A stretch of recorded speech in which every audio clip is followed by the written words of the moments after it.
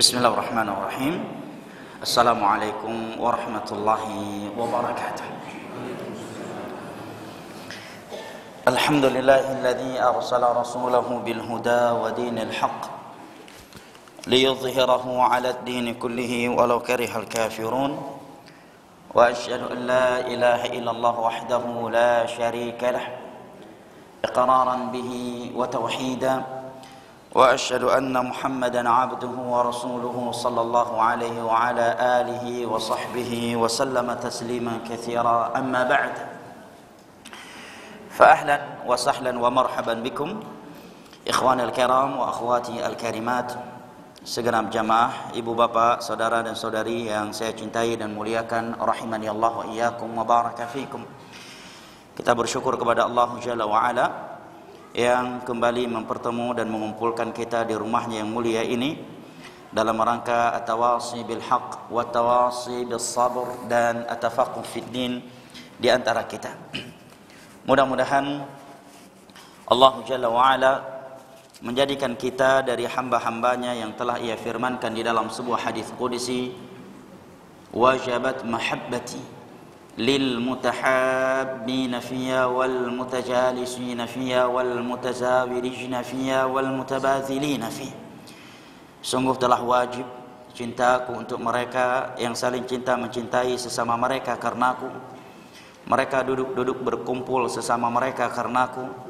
Mereka saling berbagi sesama mereka karenaku, dan mereka saling kunjung mengunjungi sesama mereka karenaku. Dan sungguh tiada tempat yang lebih indah dan lebih dicintai oleh Allah Jalla wa Ala untuk kita berkumpul, saling sapa, saling kenal antara satu sama yang lainnya daripada rumah Allah Jalla wa Ala dan majlis ilmu agama yang ada di dalamnya. Di dalam sebuah hadis yang diriwayatkan oleh Imam Muslim dari Abu Hurairah radhiyallahu an, Nabi sallallahu alaihi wasallam bersabda, "Inna ahabbal biladi ila Allahi masajiduha." Sesungguhnya tempat yang paling dicintai oleh Allah adalah masjidnya. Dan Nabi sallallahu alaihi wasallam bersabda, "Wa man salaka tariqan yaltamisu fihi ilma, sahalallahu lahu bihi tariqan ila al-jannah." Dan barang siapa yang menempuh sebuah perjalanan dalam rangka menuntut ilmu agama, niscaya Allah akan mudahkan baginya jalan menuju syurga. "Wa majtama'a qaumun fi baitin min buyutillah yatluna kitaballah wa yatadarasunahu fima bainahum illa nazalat 'alaihim sakinah." Dan tidaklah ada suatu kaum yang berkumpul di rumah Allah dalam rangka mengkaji dan mempelajari agama Allah sesama mereka, illa nazalat alaihim sakinah, kecuali akan turun sakinah ilahi ke dalam dada-dada mereka. Wa ghasyiatumur rahmah, tercurahkan rahmat Allah untuk mereka. Wa haffathumul malaikah, malaikat-malaikat Allah meliputi mereka. Wa dzakarahumullahu fi man 'indah, dan Allah Jalla wa Ala menyebut-nyebutkan mereka dengan pujian dan sanjungan di hadapan malaikat-malaikat yang ada di sisinya. Maka sekali lagi hendaknya kita bersyukur kepada Allah Jalla wa Ala yang telah mempertemu dan mengumpulkan kita di pagi hari yang cerah ini, di rumah yang mulia ini, di hari-hari dunia terbaik ini, 10 awal Dzulhijjah, yang mana Nabi sallallahu alaihi wasallam bersabda, "Ma min ayyamin al-'amalu shalihu fihinna ahabba ila Allah min 'ashri Dzulhijjah." Sungguh tiada hari-hari di mana amalan saleh di dalamnya lebih dicintai oleh Allah daripada 10 awal Dzulhijjah. Walal jihadu fi sabilillah ya Rasulullah, apakah jihad di jalan Allah juga tidak mengalahkan keutamaan amal saleh di 10 awal Dzulhijjah wahai Rasulullah? Tanya para sahabatnya.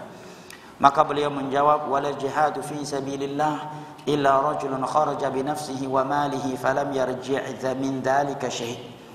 Sungguh hari-hari di medan jihad sekalipun tidak dapat mengalahkan 10 awal Dzulhijjah, kecuali seorang mujahid yang keluar membawa nyawa dan hartanya dan tiada yang kembali dari itu semuanya sedikit pun.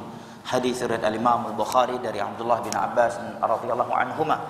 Dan menuntut ilmu agama merupakan sebaik-baik amal saleh, karena kata Abdullah bin Mas'ud radhiyallahu an, "Mudzakaratul ilmi sa'atan khairun min ihya'il lail." Mengulang-ulang ilmu agama sesaat saja pahalanya lebih besar daripada salat satu malam penuh. Abu Hurairah dan selainnya radhiyallahu anhu dari para sahabat Nabi mengatakan, satu bab dari ilmu agama yang saya pelajari, apakah bab itu diamalkan ataukah bab yang tidak diamalkan, itu lebih aku cintai daripada 1000 rakaat salat sunnah. Imam Malik rahimahullahu taala mengatakan talabul ilmi afdhalut ta'at ba'da al-wajibat. Ilmu agama yang hukum mempelajarinya sunnah itu lebih utama daripada seluruh ketaatan setelah kewajiban. Karena ilmu agama ada yang hukumnya fardhu ain, dan ada yang hukumnya fardu kifayah, dan ada yang hukumnya yang sunnah. Nah, yang sunnahnya di atas utamaannya di atas seluruh amalan sunnah. Demikian kata Imam Malik rahimahullahu taala. Dan insyaallah taala pada hari ini kita akan melanjutkan kembali pelajaran kita dari kitab Al-Arba'in An-Nawawiyah, kitab yang membahas dan menyebutkan hadis-hadis Nabi sallallahu alaihi wasallam yang sangat pokok dan sangat mencakup di dalam agama kita ini. Mudah-mudahan dengan mendengar dan mengkaji hadis-hadis Nabi sallallahu alaihi wasallam yang seperti ini, kita termasuk dari orang-orang yang didoakan oleh Nabi sallallahu alaihi wasallam di dalam doanya, nadharallahu imra'an sami'a minni haditsan fahafidhahu faballaghahu kama sami'. Semoga Allah mengelokkan memberikan cahaya di wajah-wajah mereka yang telah mendengar hadisku, kemudian mereka menghafalnya, kemudian menyampaikannya sebagaimana yang mereka dengarkan. Di dalam hadis ini Nabi SAW mendoakan siapa saja yang mendengarkan hadis beliau agar Allah Jalla wa'ala mengelokkan wajah mereka dan memberikan cahaya padanya di dunia dan di akhirat kelak. Mudah-mudahan kita semua termasuk dari orang-orang yang didoakan oleh Nabi SAW di dalam doa beliau ini. Dan juga di antara keutamaan kita mengkaji dan menyimak hadis-hadis beliau sallallahu alaihi wasallam adalah setiap kali kita mendengar dan menyimak hadis beliau, maka kita akan berselawat kepada beliau. Dan beliau bersabda, man shalla alayya salatan sallallahu alaihi asyara salawat, hadis riwayat al-Imam al-Bukhari. Barang siapa yang berselawat kepadaku dengan 1 kali salawat, maka Allah akan membalasnya dengan 10 kali salawat. Salawat Allah kepada seorang hamba adalah pujian dan sanjungannya kepada hamba tersebut di hadapan malaikat-malaikat yang mulia di sisinya. Jamaah yang dimuliakan Allah, insyaallah berikut ini adalah hadis yang kelima ya. Sebelumnya dapat teguran dari ibu-ibu bahwa kajian sebelumnya rupanya pengulangan terhadap hadis-hadis yang sudah diambil sebelumnya. Nah, baik, maka hadis berikut ini adalah hadis yang kelima. Kata Al-Imam An-Nawawi rahimahullahu taala, an ummil mu'minin ummi Abdillah Aisyah radhiyallahu anha qalat qala Rasulullah sallallahu alaihi wasallam man ahdatha fi amrina hadha ma laysa minhu fa huwa radd. Rawahu al-Bukhari wa Muslim.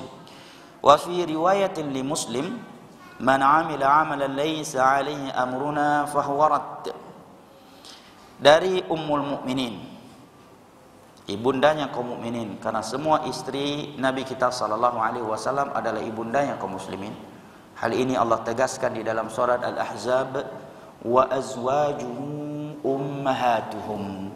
Istri-istri dia, yaitu Nabi kita sallallahu alaihi wasallam, adalah ibunda-ibunda mereka. Secara kedudukan, oleh karenanya mereka tidak boleh dinikahi oleh para sahabat Nabi sallallahu alaihi wasallam setelah wafatnya beliau. Meskipun dari sisi berjabat tangan, berkhalwat tidak diperbolehkan, namun dari sisi tidak boleh dinikahi setelah ditinggal wafat oleh Nabi SAW, maka kedudukan mereka adalah sebagai ummul mukminin. Dari sisi ini, bukan dari sisi boleh berkhalwat dan boleh berjabat tangan dengannya meskipun bukan mahram. Ummi Abdillah Aisyah diberi kunyah Ummu Abdillah. Pertanyaannya, apakah Aisyah radhiyallahu anha memiliki anak ataukah tidak? Sebagian para ulama yang berbicara tentang biografi beliau menyebutkan bahwa beliau pernah lahiran akan tetapi pernah hamil tetapi gugur. Sebagian ulama yang lainnya mengatakan beliau tidak pernah hamil, tidak pernah punya anak, tidak pernah gugur anaknya tersebut, dan juga tidak pernah hidup. Tetapi beliau diberikan kunyah karena nama kunyah yang paling dicintai oleh Allah adalah Abdullah dan Abdurrahman. Dan dalam sebuah riwayat disebutkan beliau meminta kepada Nabi SAW untuk diberikan kunyah, maka beliau memberikannya kunyah Ummu Abdillah. Jadi boleh seseorang berkunyah meskipun dia belum punya anak. Ya. Bahkan di masa Nabi SAW banyak para pemuda yang belum menikah bahkan, tetapi memiliki kunyah. Seperti saudaranya Anas bin Malik radhiyallahu anhu, ya, yang bernama Umair. Nabi memanggilnya ya Aba Umair. Ya, kunyahnya Abu Umair. Padahal dia masih anak-anak. Saat itu Nabi datang dan dia sedang menangis karena seekor burung yang dia miliki telah mati. Kemudian Nabi memanggilnya ya Aba Umair. Padahal dia masih anak, adiknya Anas bin Malik.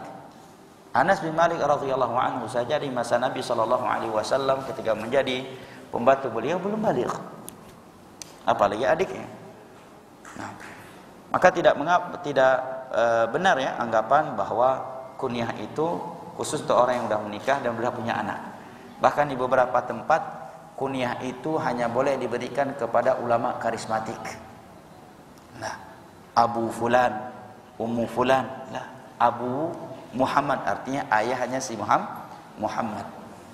Bahkan Al-Imam Ibnu Abi Syaibah di dalam musannafnya dan juga disebut dengan Sunan Ibnu Abi Syaibah dan juga disebut dengan Musannaf Ibnu Abi Syaibah. Beliau mengangkat sebuah bab disunahkannya memberi kunyah walaupun seseorang belum punya anak, bahkan belum menikah. Seperti Abu Umair ini, Nabi panggil beliau ya Aba Umair. Ya Aba Umair. Aisyah radhiyallahu anha belum punya anak, dipanggil ya Ummu Abdillah. Ummu Abdillah. Jamaah ini muliakan Allah rahimani Allah wa iyyakum wa baraka fikum. Dan Nabi SAW tidak diberikan anak oleh Allah Jalla wa Ala dari seluruh istrinya kecuali hanya Khadijah radhiyallahu anha. Kecuali Khadijah radhiyallahu anha. Maka ini juga sebagai hiburan kepada saudari-saudari kita yang Allah Jalla wa Ala takdirkan belum memiliki anak keturunan. Nah, dia tidak perlu pesimis, tidak perlu minder ketika jumpa dengan kawan-kawannya atau ketika reunian atau ketika berkumpul dalam suatu pertemuan. Tidak perlu minder, tidak perlu sedih ya, dan tidak perlu sensitif ketika ditanya udah berapa anak ya. Karena terkadang memang orang yang bertanya dia nggak tahu kita udah puluhan tahun nggak punya anak. Sebagian saudara-saudara kita sensitif pada itu, pertanyaan yang biasa yang dan murah terkhusus bagi kita orang Indonesia ya. Dan biasa orang kita ketika berjumpa udah berapa anaknya. Nah, kawan kita udah puluhan tahun nggak punya anak, pasti sensitif dong. Kita sendiri juga mungkin akan demikian. Tapi kan kawan kita yang bertanya demikian kan nggak tahu kita udah divonis mandul ataukah yang lainnya. Kecuali dia bertanya lebih dari itu. Masa buat anak aja nggak pandai? Ini yang keterlaluan. Bahasa-bahasa yang seperti ini walaupun tujuannya candaan, tapi udah keterlaluan. Karena masalah anak keturunan itu di tangannya Allah Jalla wa Ala. Wa ja'alu may yasha'u aqiba. Allah lah yang maha berkehendak. Ada yang dijadikan mandul, ada yang diberikan anak keturunan laki, dan ada yang diberikan anak keturunan perempuan. Nah, karena ada sebagian orang memang kalau bercanda tajam bahasanya, Pak. Setelah bertanya udah berapa anaknya, kemudian dijawab belum punya anak. Emang udah berapa tahun kalian nikah? Sekian tahun. Kalian ini buat anak aja nggak pandai. Ini kan bahasa-bahasa yang menyakitkan. Dan secara syar'i juga tidak etis. Karena masalah anak keturunan itu murni di tangan Allah Jalla wa Ala. Nah, bahkan sebagian orang sudah berusaha melakukan bayi tabung dan berbagai ikhtiar yang lainnya, tetapi Allah belum berkehendak. Ketika mendapatkan pertanyaan yang seperti itu seperti gunung Uhud yang jatuh menimpa kepalanya. Ya kan? Menyakitkan. Maka cukup saja dengan pertanyaan sudah berapa anaknya. Kalau kawan kita menjawab kami belum punya anak, hibur dia, motivasi dia, ya, tanamkan sifat optimis dalam hatinya kepada Allah Subhanahu Wa Taala, bahwa Nabi Ibrahim tidak pernah berhenti meminta anak kepada Allah meskipun beliau sudah kakek-kakek dan istrinya Sarah sudah nenek-nenek. Nah, di umur mereka 80 tahun lebih, Allah baru menganugerahkan kepada mereka seorang anak bernama Ismail. Demikian juga dengan Nabi Zakaria. Ya, istrinya sudah divonis mandul oleh dokter-dokter dunia di masa itu, tetapi beliau tidak pernah pesimis untuk berdoa dan meminta kepada Allah Jalla wa Ala. Maka Allah pun memperbaiki istri beliau, wa aslahna zaujah. Kemudian Allah berikan kepada beliau seorang anak yang belum pernah memiliki nama seperti itu sebelumnya, yaitu Nabi Yahya. Lam naj'alhu min qablu samiyya. Ini Yahya yang pertama di atas permukaan bumi ini. Kemudian apabila seseorang belum diberikan anak keturunan, dia sebagai seorang suami atau sebagai seorang ibu rumah tangga, maka hendaknya dia jadikan ini sebagai kesempatan untuk fokus beribadah kepada Allah Jalla wa'ala. Sebagian orang memang punya anak banyak, tetapi karena terikat dengan anak-anaknya sehingga jarang bisa hadir di majelis ilmu agama, ya, jarang bisa umroh. Setiap mau umroh udah hamil lagi. Nah, mau umroh lagi, bayi-bayi masih pada kecil.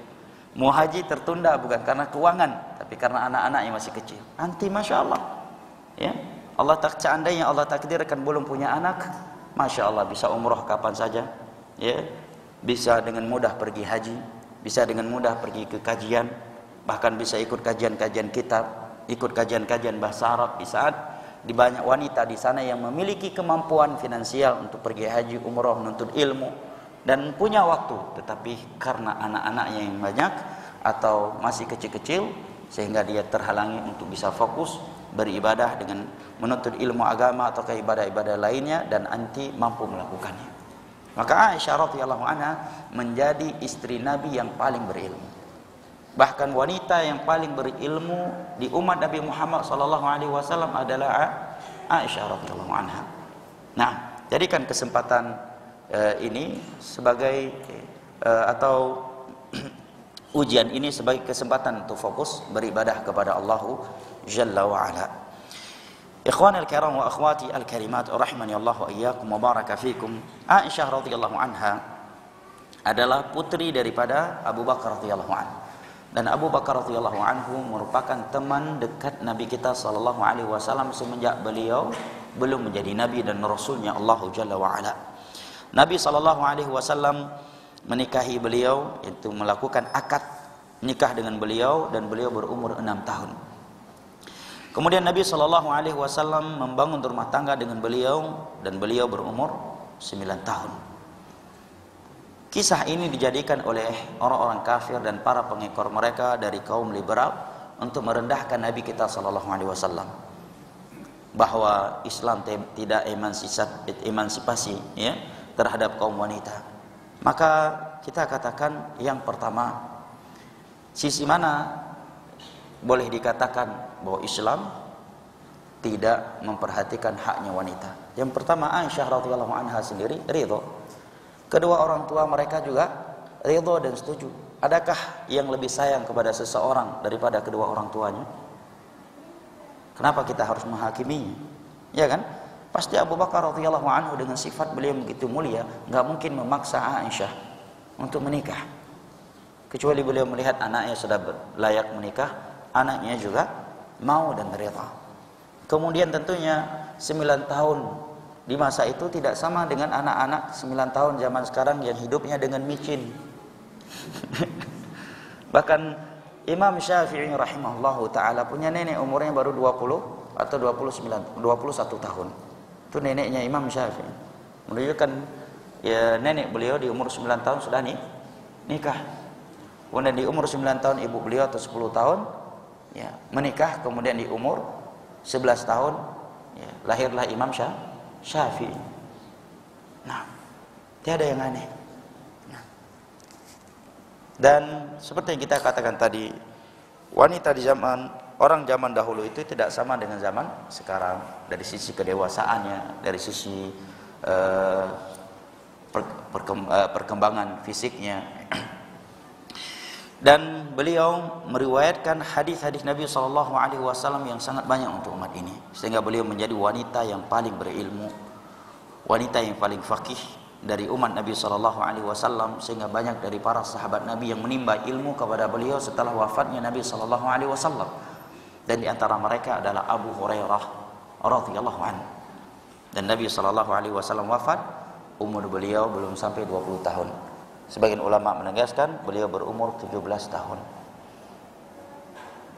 Berarti ketika beliau menjadi istri Nabi masih sangat muda. Nabi wafat, umur beliau belum lebih dari 17 tahun. Nah, akan tetapi ujian yang menimpa beliau luar biasa banyak dan beratnya. Seandainya ujian-ujian tersebut menimpa sebagian wanita hari ini, mungkin mereka akan minta cerai dengan Nabi. Mungkin mereka akan murtad. Bayangkan jamaah dimuliakan Allah, beliau dinikahi oleh Nabi di umur 6 tahun dan Nabi membangun rumah tangga dengan beliau di umur 9 tahun, dan ketika Nabi wafat umur beliau belum sampai 20 tahun, baru 17 tahun. Tetapi selama beliau menjadi istri Nabi kita sallallahu alaihi wasallam, beliau melewati sekian ujian yang sangat berat, di mana apabila ujian-ujian tersebut menimpa sebagian wanita hari ini, mungkin mereka minta pisah dari Nabi. Bahkan mungkin mereka akan murtad. Di antara ujian yang pernah menimpa beliau adalah dituduhnya beliau berzina dengan sahabat Safwan bin Mu'attal. Nah, ini ujian yang sangat berat, jemaah. Fitnah tersebut viral dan tersebar di seluruh kalangan kota Madinah, di kalangan anak-anak, orang dewasa, kaum laki-laki dan kaum wanita. Dan selama 30 hari dan 30 malam tidak ada ayat Al-Quran yang turun mensucikan beliau dari tuduhan itu atau mendustakan tuduhan itu. Dengan bukti-bukti yang digoreng oleh orang-orang munafik dan mengesankan, itu adalah bukti yang sangat kuat, sehingga sebagian sahabat pun termakan dengan fitnah itu dan ikut menyebarluaskannya. Di antaranya adalah Mistah, yang merupakan anak dari sepupunya Abu Bakar radhiyallahu anhu sendiri. Dan setiap kali Nabi SAW pulang, beliau memberikan salam kepada Aisyah dan berkata kepada Aisyah, "Kaifatikum?" Bagaimana dengan tuduhan itu, wahai Aisyah? Sampai-sampai Aisyah minta izin kepada Nabi SAW pulang menemui kedua orang tuanya, dan Nabi pun mengizinkannya. Dan sampai-sampai Nabi SAW bermusyawarah, meminta pendapat Ali bin Abi Thalib dan Usama bin Zaid, aku ceraikan Aisyah ataukah aku pertahankan? Karena dahsyatnya fitnah tersebut. Tetapi Aisyah tetap tegar, tidak langsung minta cerai, ya, antarkan aku ke rumah kedua orang tuaku, enggak. Dan juga selama Aisyah radhiyallahu anha menjadi istri Nabi SAW, beliau hidupnya bukan di dalam kemewahan. Pada beliau dari anggota keluarga yang kaya raya. Abu Bakar orang kaya, sebelum masuk Islam sudah menjadi orang kaya. Dan di dalam Islam beliau juga masih kaya. Sementara rumahnya Nabi dengan Aisyah sangatlah sempit. Di antara dalil yang menggambarkan kepada kita kecil dan sempitnya rumah Nabi kita SAW dan Aisyah adalah hadis riwayat Al-Imam Al-Bukhari dari Aisyah radhiyallahu anha. Beliau menceritakan bahwa setiap kali Nabi sujud, Nabi harus menggeserkan kaki Aisyah yang sedang tidur terlentang, karena kalau tidak maka tidak muat sujudnya. Setelah Nabi SAW bangun dari sujudnya, berdiri, basaltuhuma, maka aku kembali membentangkan kedua kakiku. Tetapi Aisyah tidak pernah mengeluh. Bahkan Aisyah radhiyallahu anha sendiri pernah meriwayatkan dalam Sahih Al-Bukhari bahwasanya 3 kali bulan hilal, 3 kali bulan hilal berarti 2 bulan penuh, 2 bulan sempurna. Wa ma yuqadu nar fi buyuti azwajin Nabi sallallahu alaihi wasallam, dan semua dapur di rumah istri-istri Nabi tidak hidup, tidak ngebul. Artinya apa? Artinya tiada gandum, tiada makanan yang bisa diolah dan dimasak. 2 bulan penuh ya, dapurnya tidak hidup. Hanya saja kata Aisyah, Nabi saat itu punya tetangga Ansar yang seringkali mengirimkan air susu kambing dan beberapa daging dari kambing yang dia miliki. Tetapi istri-istrinya tidak ada yang minta pisah, minta cerai karena faktor ekonomi, karena suami mereka berilmu dan beramal saleh, yaitu Nabi kita sallallahu alaihi wasallam. Namun hadis cerita ini bukan dalil bagi kaum laki-laki untuk malas-malasan kerja. Kamu dia harus sabar, lihat Aisyah itu sabar dengan kemiskinan dari Nabi. Ya, suaminya Nabi. Ente suaminya Abu Nawas, masa suruh sabar dengan kemiskinan? Ya kan? Kalau ente seperti Abu Bakar, bolehlah berkata kepada istri, kabar kamu dek, walaupun abang miskin, tetapi abang soleh. Ini kepedean. Ya, mereka bersabar dengan kemiskinan dari suami mereka karena suami mereka orang-orang yang berilmu, mengamalkan ilmunya, telah berusaha, berikhtiar, bekerja, dan tidak pernah main tangan, tidak pernah keluar kata-kata kasar dari mulut mereka kepada istri-istri mereka. Mereka adalah laki-laki yang paling sayang, paling cinta, yang paling setia kepada istri-istri mereka. Meskipun kemiskinan menimpa mereka, tetapi kata ibunda kita Aisyah radhiyallahu anha, kana Rasulullah sallallahu alaihi wasallam yattaqi'u fi hijri fayaqra'ul Qur'an wa ana haid. Rawahul Bukhari wa Muslim. Dahulu Nabi sallallahu alaihi wasallam seringkali tidur di dalam pangkuanku sembari membaca Al-Qur'an meskipun aku sedang haid. Aisyah juga mengatakan, tangan Nabi tidak pernah jatuh terhadap fisik kami.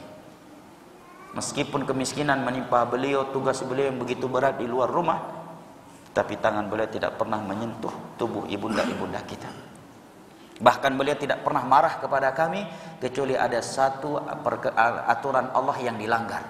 Selain itu beliau tidak pernah marah.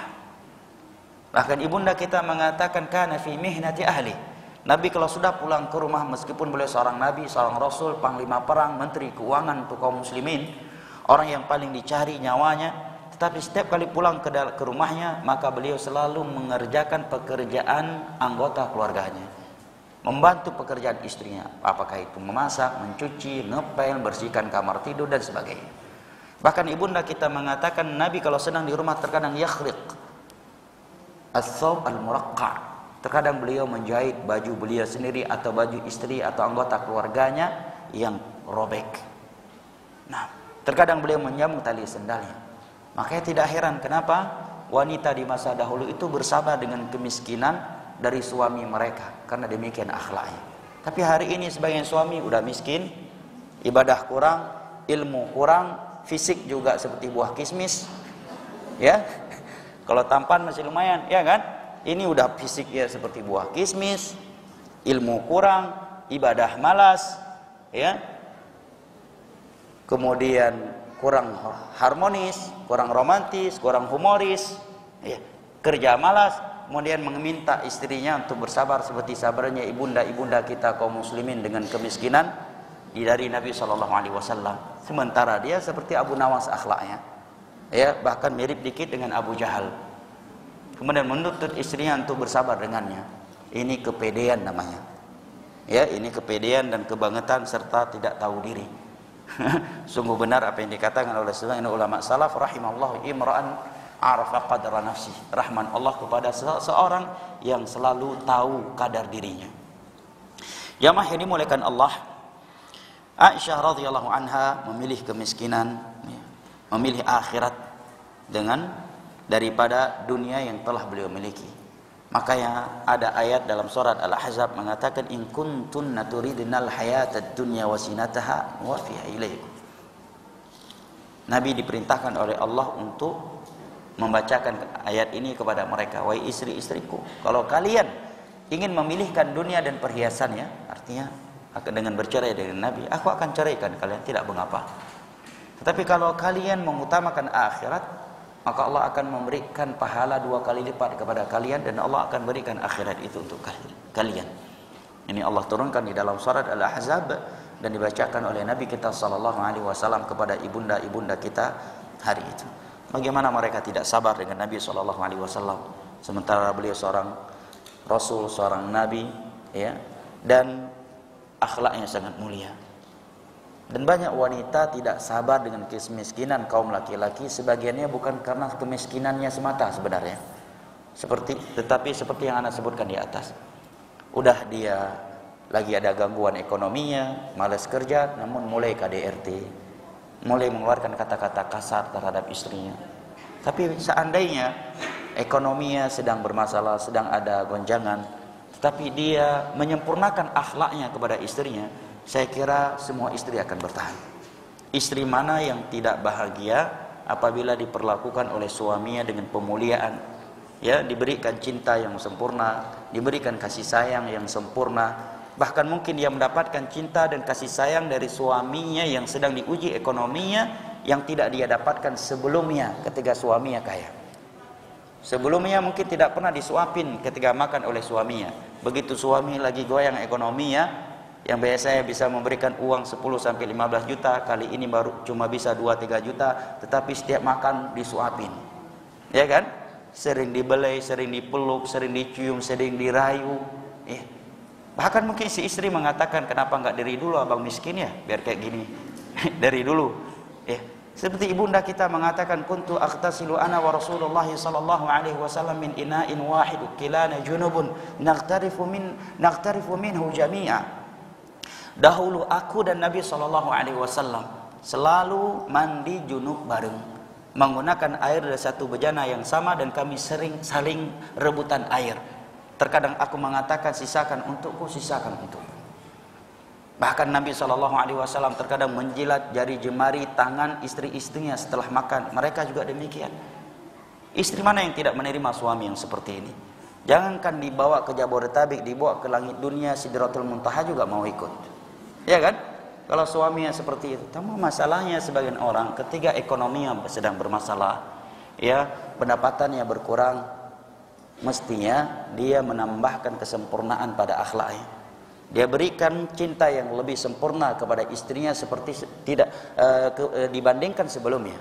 Cuma masalahnya ketika ekonominya sedang terganggu, dia justru mudah sensitif dengan istrinya. Ya, malah cintanya untuk istrinya berkurang. Kasih sayangnya justru berkurang. Akhlaknya justru berkurang. Maka wanita mana yang mau bertahan seperti ini? Nah, bayangkan kalau wanita tersebut adalah anak gadis kita, darah daging kita. Apakah kita rela anak gadis kita yang merupakan belahan jiwa dan darah daging kita diperlakukan oleh suaminya sebagaimana kita memperlakukan istri kita? Ini hendaknya menjadi bahan renungan untuk kita semuanya. Ikhwanul kiram wa akhwati al-karimat rahimani Allah wa iyyakum wa baraka fikum. Para ulama khilaf, siapakah yang lebih utama, Aisyah ataukah Khadijah? Sebagian ulama berpendapat Khadijah lebih utama. Kenapa? Karena beliaulah wanita yang pertama kali mengorbankan hartanya untuk dakwah Nabi sallallahu alaihi wasallam. Seluruh anak keturunan Nabi dari beliau. Dan Nabi sallallahu alaihi wasallam di dalam banyak riwayat menyebutkan Khadijah wanita yang paling beliau cintai. Sebagian ulama berpendapat Aisyah lebih utama. Kenapa? Karena keutamaan ilmu, dan keutamaan ilmu mengalahkan keutamaan harta. Yang kedua, karena Aisyah radhiyallahu anha juga pernah dikatakan oleh Nabi sebagai wanita yang paling beliau cintai, dan beliau dikatakan oleh Nabi sallallahu alaihi wasallam keutamaan beliau di atas seluruh wanita seperti keutamaannya sarid di atas seluruh makanan. Sarid makanan tradisionalnya Arab. Sebagian ulama yang lain merinci di antara dua pendapat ini. Kalau dari sisi harta duluan beriman dan membantu dakwah Nabi, maka Khadijah lebih afdal. Tetapi dari sisi ilmu dan jasa untuk kaum muslimin dalam meriwayatkan hadis-hadis Nabi, maka Aisyah radhiyallahu anha lebih utama daripada Khadijah radhiyallahu anha. Tiada yang merendahkan Aisyah kecuali kaum Syiah. Dalam kitab-kitab Syiah dan kajian-kajian mereka yang masih terbukti sampai hari ini, mereka mengharap surga kepada Allah dengan mencela Aisyah. Ya, di dalam Islam mencela para sahabat Nabi dan Ahlul Bait adalah jalan menuju neraka, sementara mereka menjadikannya sebagai jalan menuju surga. Ya, sebagai jalan menuju surga. Sehingga tak aneh majelis-majelis mereka mengatakan ibunda kita Aisyah penzina. Ya, bahkan sebagian mereka mengatakan seandainya imam-imam mereka hidup dan Aisyah bisa hidupkan kembali, maka mereka akan menegakkan hukum had rajam kepada ibunda kita Aisyah radhiyallahu anha. Dan Al-Imam Ibnu Katsir mengatakan setelah turun pembersihan dari Allah terhadap ibunda kita Aisyah radhiyallahu anha dari tuduhan yang keji tersebut dengan turunnya 10 ayat dari surat An-Nur, maka barang siapa yang masih meyakini Aisyah berzina dan menuduh beliau dengan tuduhan yang keji ini, dia kafir murtad. Karena sejatinya dia telah mendustakan Al-Quranul Karim yang telah membersihkan ibunda kita Aisyah radhiyallahu anha dari tuduhan ini. Baik, di dalam hadis ini Nabi SAW mengatakan, man ahdatha fi amrina hada ma laysa minhu fahuwa radd.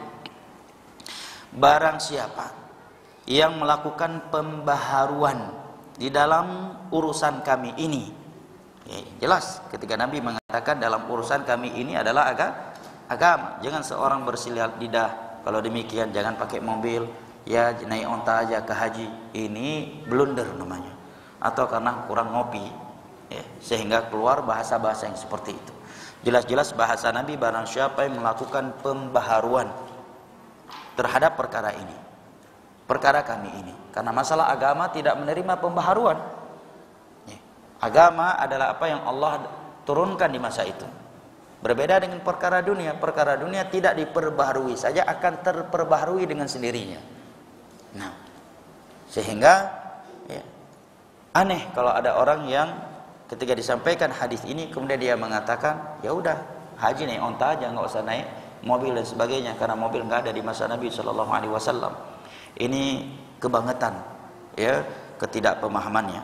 Ma laysa min, yang bukan dari perkara kami, fahuwarat, maka pembaharuan tersebut tertolak. Hadis riwayat Imam Al-Bukhari dan Muslim.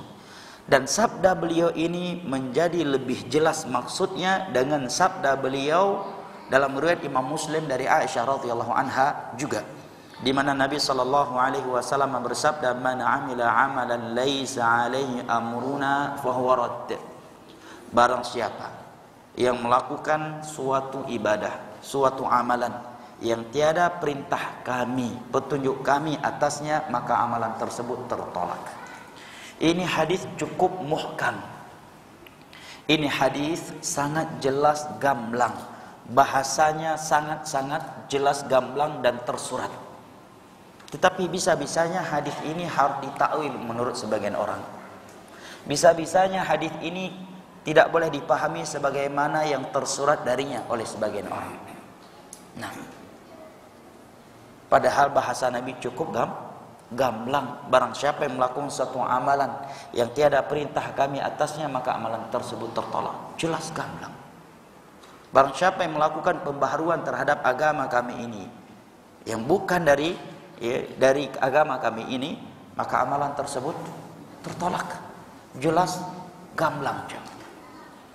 Syekh Muhammad bin Shalih Al-Utsaimin ketika mensyarah hadis ini, beliau menyebutkan bahwa suatu ibadah itu mesti sesuai dengan sunnah Nabi SAW, petunjuk agama ini dalam 6 hal. Dalam 6 hal. Yang pertama dari sisi al-jinsiyah. Jenis ibadah yang kita lakukan itu tidak boleh menyelisihi jenis yang telah ditentukan oleh Allah dan Rasulnya. Sebagai contoh, ibadah hewan kurban harus dari jenis bahimatil an'am, ya kan? Bahimatul an'am di situ adalah onta, sapi, kerbau, dan kambing. Maka barang siapa yang menyembelih seekor hewan yang bukan dari jenis ini, walaupun halal dan bahkan mungkin harganya lebih mahal daripada harga onta, maka nggak akan diterima. Dia menyembelih seekor ayam yang harganya lebih mahal daripada onta. Ada nggak ayam yang harganya lebih mahal daripada onta? Ada.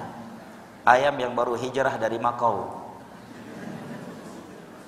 Ya. Ya. Alias ayam-ayam yang digunakan untuk judi. Sebagian ayam untuk judi, judi sabung ayam, itu harganya bisa sampai miliaran, Pak. Bisa sampai miliaran. Kemudian bertepatan dengan Idul Adha, dia taubat. Ya udahlah, gua sembelih aja ini, lebih mahal daripada onta, pasti gua pahalanya lebih banyak. Enggak bisa. Jenisnya harus sesuai dengan jenis yang Allah tentukan. Atau dia menyembelih seekor kuda. Kuda halal dalam Islam dan harganya lebih mahal daripada onta. Enggak akan diterima oleh Allah karena bertentangan dengan jenis yang telah ditentukan oleh Allah dan Rasulnya. Yang kedua, harus sesuai dengan petunjuk Nabi SAW adalah as-sababiyah. Sebab dia melakukan suatu ibadah mesti ada dalilnya. Walaupun mungkin ibadah yang dia lakukan itu sudah dianjurkan secara umum, tetapi ketika menentukan sesuatu sebagai sebab melakukannya, mesti ada dalilnya.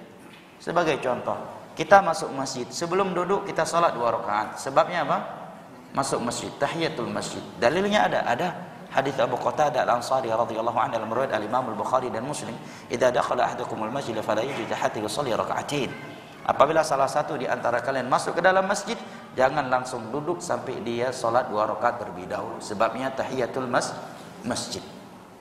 Tiba-tiba ada orang salat karena beli mobil baru. Ketika ditanya apa sebabnya, tahiyatul mobil baru. Salat ibadah bukan? Ibadah dianjurkan secara umum, ibadah yang dianjurkan salat. Tapi banyak ayat dan hadis yang memuji orang yang salat. Tetapi menjadikan mobil baru sebagai sebab salat 2 rakaat ini nggak ada dalilnya. Ya. Atau dia salat 2 rakaat sebabnya rumah baru, tahiyatul rumah baru. Kita katakan salat ibadah yang Allah dan Rasulnya anjurkan, tetapi menjadikan masuk rumah baru sebagai sebab salat 2 rakaat ini tidak ada dalilnya. Jelas ya, Mak? Ini yang kedua. Yang ketiga dari sisi kaifiyahnya. Cara dia melakukannya mesti sesuai dengan cara yang telah ditentukan oleh Allah dan Rasulnya. Meskipun ibadah yang dia lakukan sudah ada dalilnya secara umum, tetapi ketika melakukannya mesti sesuai dengan cara yang Nabi contohkan. Sebagai contoh, wudu. Nabi telah mencontohkan wudu. Apakah boleh seseorang berwudu kaki duluan kemudian baru tangan? Nggak bisa. Ya. Makanya ketika Nabi menjelaskan tentang wudu, Nabi bersabda, "Man tawadda'a nahwa wudu'i hadza." Barang siapa yang berwudu seperti wuduku ini. Nabi batasi seperti wuduku ini. Maka wajib setiap muslim dan muslimah belajar sifat wudu Nabi sallallahu alaihi wasallam. Kemudian dia salat 2 rakaat dengan khusyuk. Ghufira lahu ma taqaddama min dhanbihi wa ma ta'akhkhar. Maka akan Allah ampuni dosa-dosa yang telah berlalu dan ini akan datang. Hadis riwayat Al-Imam Al-Bukhari dan Muslim dari Humran Maula Utsman bin Affan radhiyallahu an, dari Utsman bin Affan radhiyallahu an. Demikian juga salat. Secara umum Allah dan Rasulnya menganjurkan kita salat. Tetapi apakah Allah membebaskan kepada kita cara melaksanakannya? Tidak. Nabi yang menyuruh kita salat, beliau juga yang bersabda, "Shallu kama raaitumuni usalli." Salatlah kalian sebagaimana kalian tahu lihat aku salat. Kita memang tidak melihatnya, tetapi para sahabat beliau telah melihatnya secara detail. Mereka telah meriwayatkannya kepada kita. Demikian juga pelaksanaan haji. Apakah boleh seseorang haji kemudian dengan cara tradisional, dengan cara Nusantara dan sesukanya? Nggak bisa. Nabi yang memerintahkan kita haji, beliau juga yang bersabda, "Khudhu anni manasikakum." Ambillah haji kalian dari diriku. Harus sesuai dengan cara beliau. Nggak bisa dibebaskan. Nah, nggak bisa seorang beralasan yang penting nggak ada larangan, ya enggak. Ya. Ini ibadah udah dianjurkan oleh Allah dan Rasulnya kok. Naam, tapi caranya Anda dalam melaksanakannya berbeda dengan cara yang Nabi SAW contohkan. Ini yang ketiga. Yang pertama tadi apa? Jinsiyah. Yang kedua sababiyah, yang ketiga kaifiyah, yang keempat al-adadiyah. Nominalnya tidak boleh lebih atau kurang dari nominal yang telah ditentukan khusus. Karena ada ibadah-ibadah yang memang nominalnya tidak Allah tentukan. Contohnya anjuran berzikir, beristighfar, tahlil, tahmid secara global, secara umum, kapanpun dan dimanapun. Nah, ini tidak dibatasi. Tapi ada ibadah-ibadah yang nominalnya telah ditentukan secara khusus, maka tidak boleh kita melakukannya dengan nominal yang melebihi atau kurang dari itu. Contohnya apa? Salat 5 waktu. Bolehkah seseorang salat subuh lebih dari 2 rakaat karena ini hari libur, semuanya jamaah lagi segar dan semangat, kali ini 4 rakaat aja deh? Enggak bisa. Meskipun enggak ada ayat dan hadis yang melarang kita salat lebih dari 2 rakaat, salat subuh dari lebih 2 rakaat. Ini menerangkan kepada kita bahwa kaedahnya bukan ada larangannya ataukah tidak, tetapi kaedah yang benar adalah adakah dalilnya ataukah tidak. Buktinya sepanjang sejarah tidak ada muslim yang berani salat subuh lebih dari 2 rakaat. Padahal tidak ada larangan dari Al-Quran dan As-Sunnah secara tekstual. Janganlah salat subuh lebih dari 2 rakaat. Menunjukkan bahwa fitrah muslim menerima kaedah ibadah itu bukan tentang ada larangannya ataukah tidak, tetapi ada petunjuknya ataukah tidak. Contoh lain jumlah tawaf. Tawaf tidak lebih dan tidak kurang dari 7 kali. Sa'i antara Safa dan Marwah juga demikian, tidak lebih dan tidak kurang dari 7 kali. Gak boleh seseorang karena sedang semangat, belum tentu Ustaz anak bisa umrah lagi. Ya, dia tawaf langsung bayar 10 kali, sa'i 15 kali. Dijamak takdim semuanya untuk 10 tahun ke depan. Tidak bisa. Khudhu anni manasikakum. Jumlahnya telah ditentukan. Demikian juga zikir setelah sholat 5 waktu. Nabi membaca subhanallah 33 kali, alhamdulillah 33 kali, Allahu akbar 33 kali. Kalau kurang dalam riwayat yang lain 11 kali. Subhanallah 13 kali, alhamdulillah 11 kali, atau Allahu akbar 11 kali. Maka sesuai dengan nominal yang telah ditentukan. Harus sesuai dengan nominal yang telah ditentukan. Ini yang keempat. Yang kelima dari sisi az-zamaniyah. Mesti sesuai dengan dalil dari Al-Quran dan As-Sunnah. Az-zamaniyah, waktunya. Tidak boleh di luar waktu yang telah Allah tentukan. Contohnya waktu salat. Tidak bisa seseorang salat zuhur sebelum waktunya, atau salat zuhur setelah keluar waktunya. Demikian juga haji.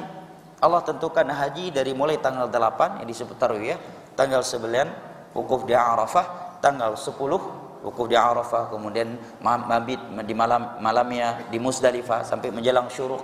Kemudian hari ke-10-nya berjalan ke Mina untuk lempar jamarat as-sughra, al-wusta dan al-kubra. Ya, kemudian dia menyembelih hadiyu.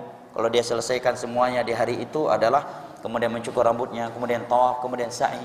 Kemudian 11, 12, 13 lempar mabit di Mina, kemudian melemparkan jamarat setelah tergelincirnya matahari. Nah, ini waktunya.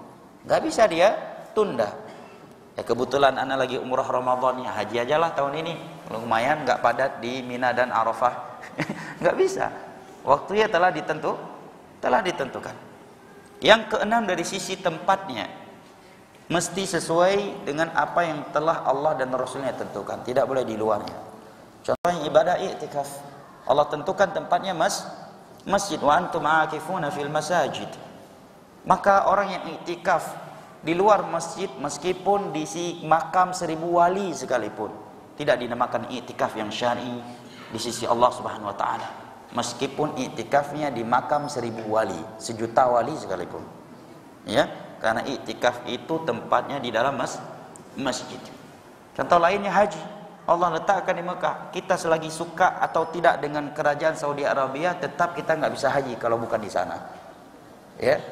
Walaupun katanya di Indonesia sudah ada ghawa yang bisa tembus langsung ke Mekah. Anak khawatir tahun depan travel ini tutup semua, pada rugi semuanya. Gara-gara ada satu ghawa yang baru-baru ini ditemukan di Indonesia bisa tembus langsung ke Mekah.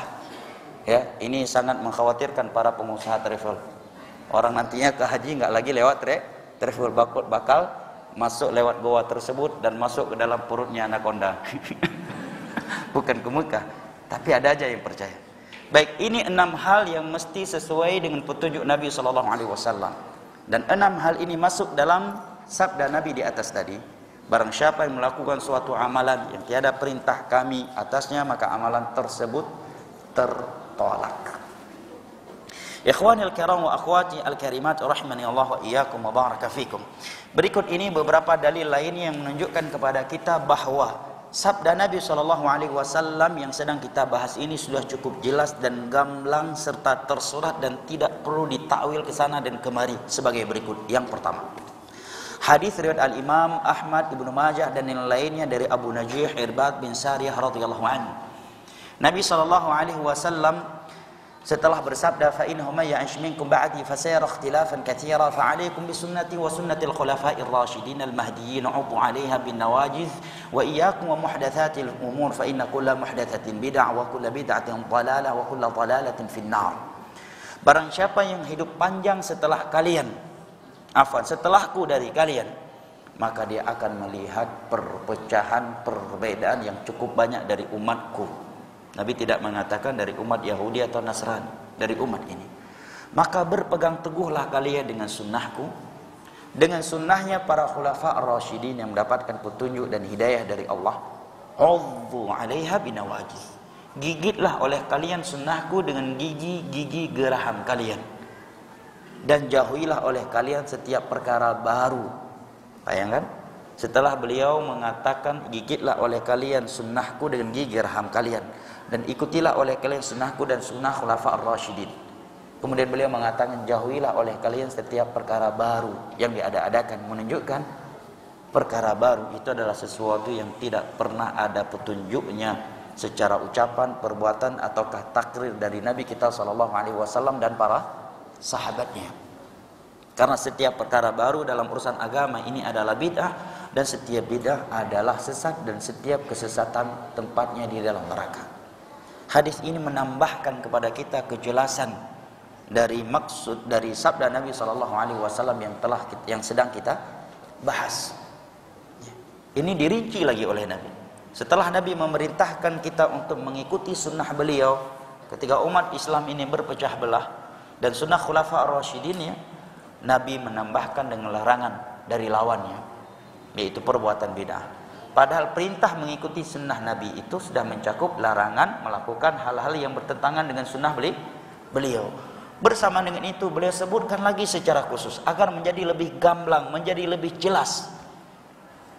Karena kaedahnya dalam sastra Arab itu al-amru bisyai' nahyun 'an dhiddih. Ini udah kaedah dalam bahasa Arab. Ini udah kaedah dalam bahasa Arab. Al-amru bisyai' nahyun 'an dhiddih.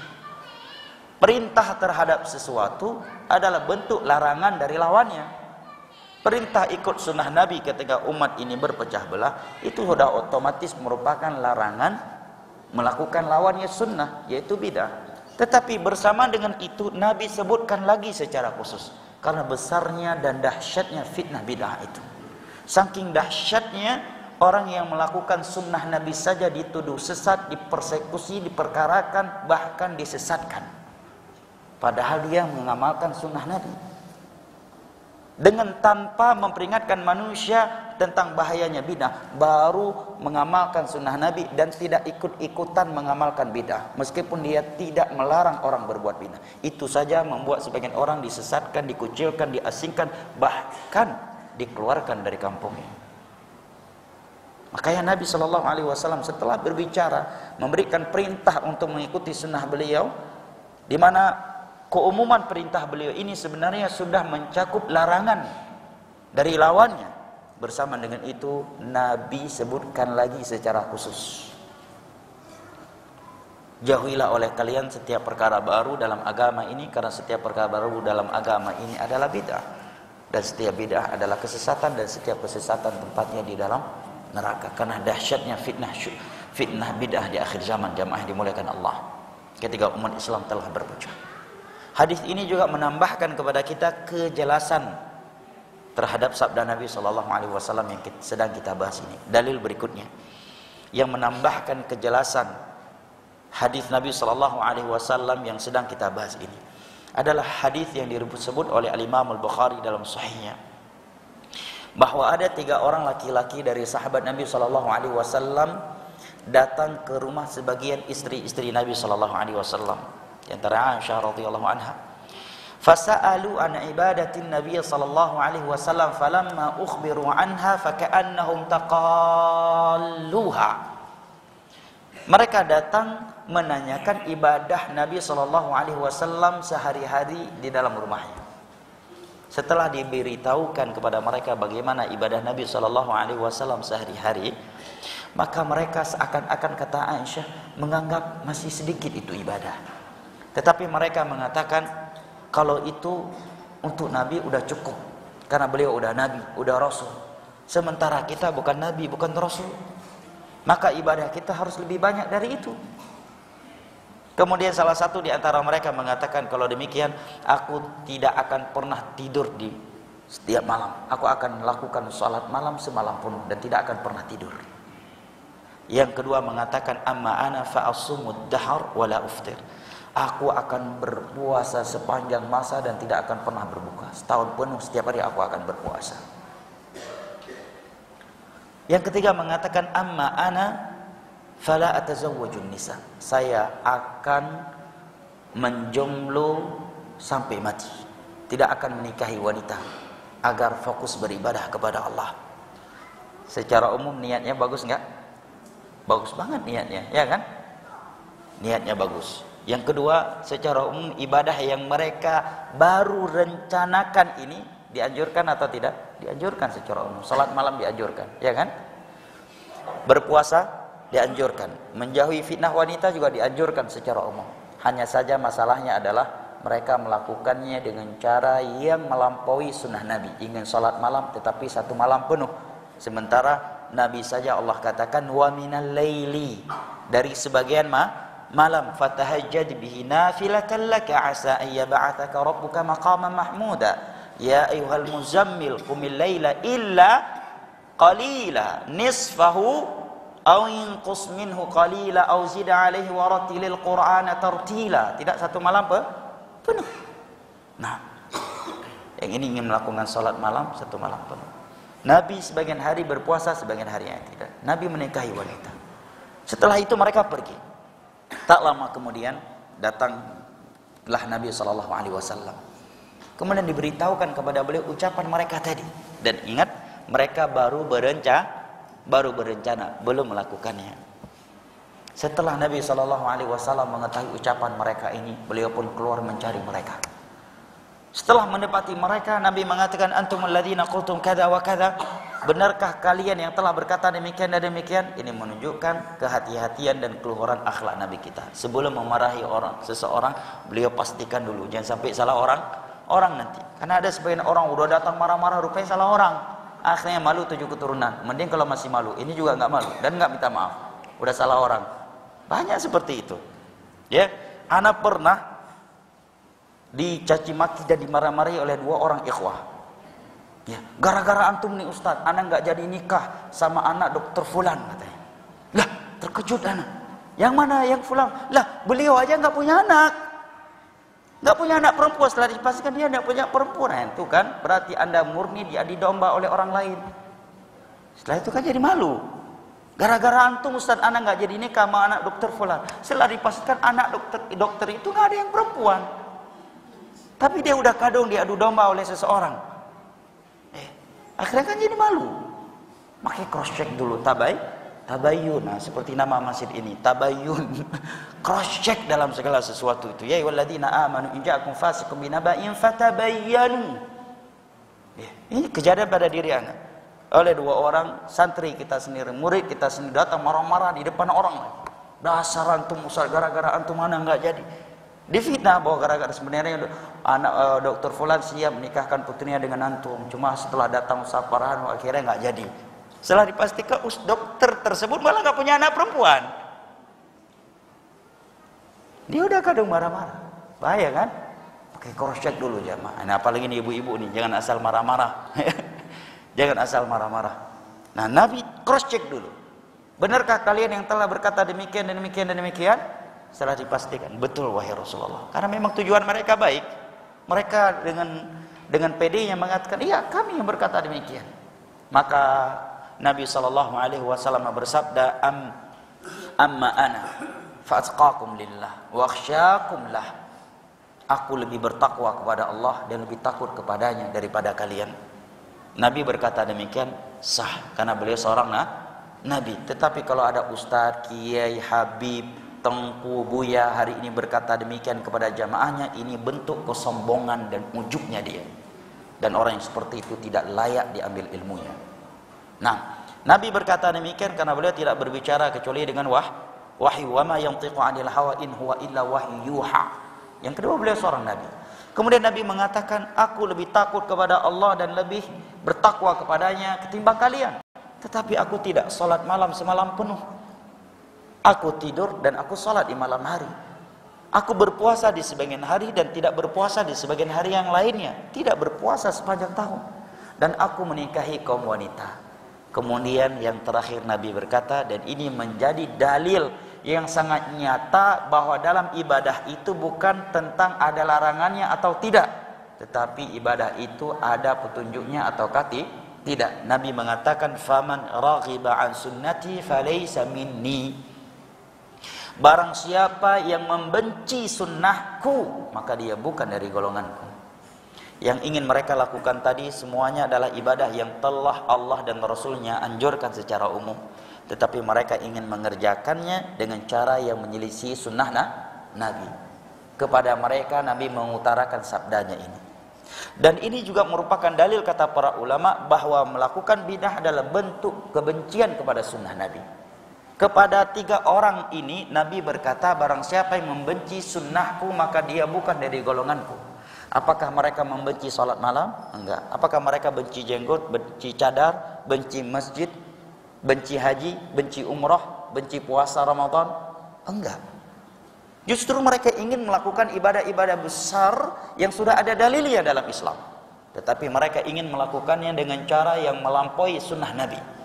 Maka kepada mereka Nabi bersabda, "Faman raghiba an sunnati falaysa minni."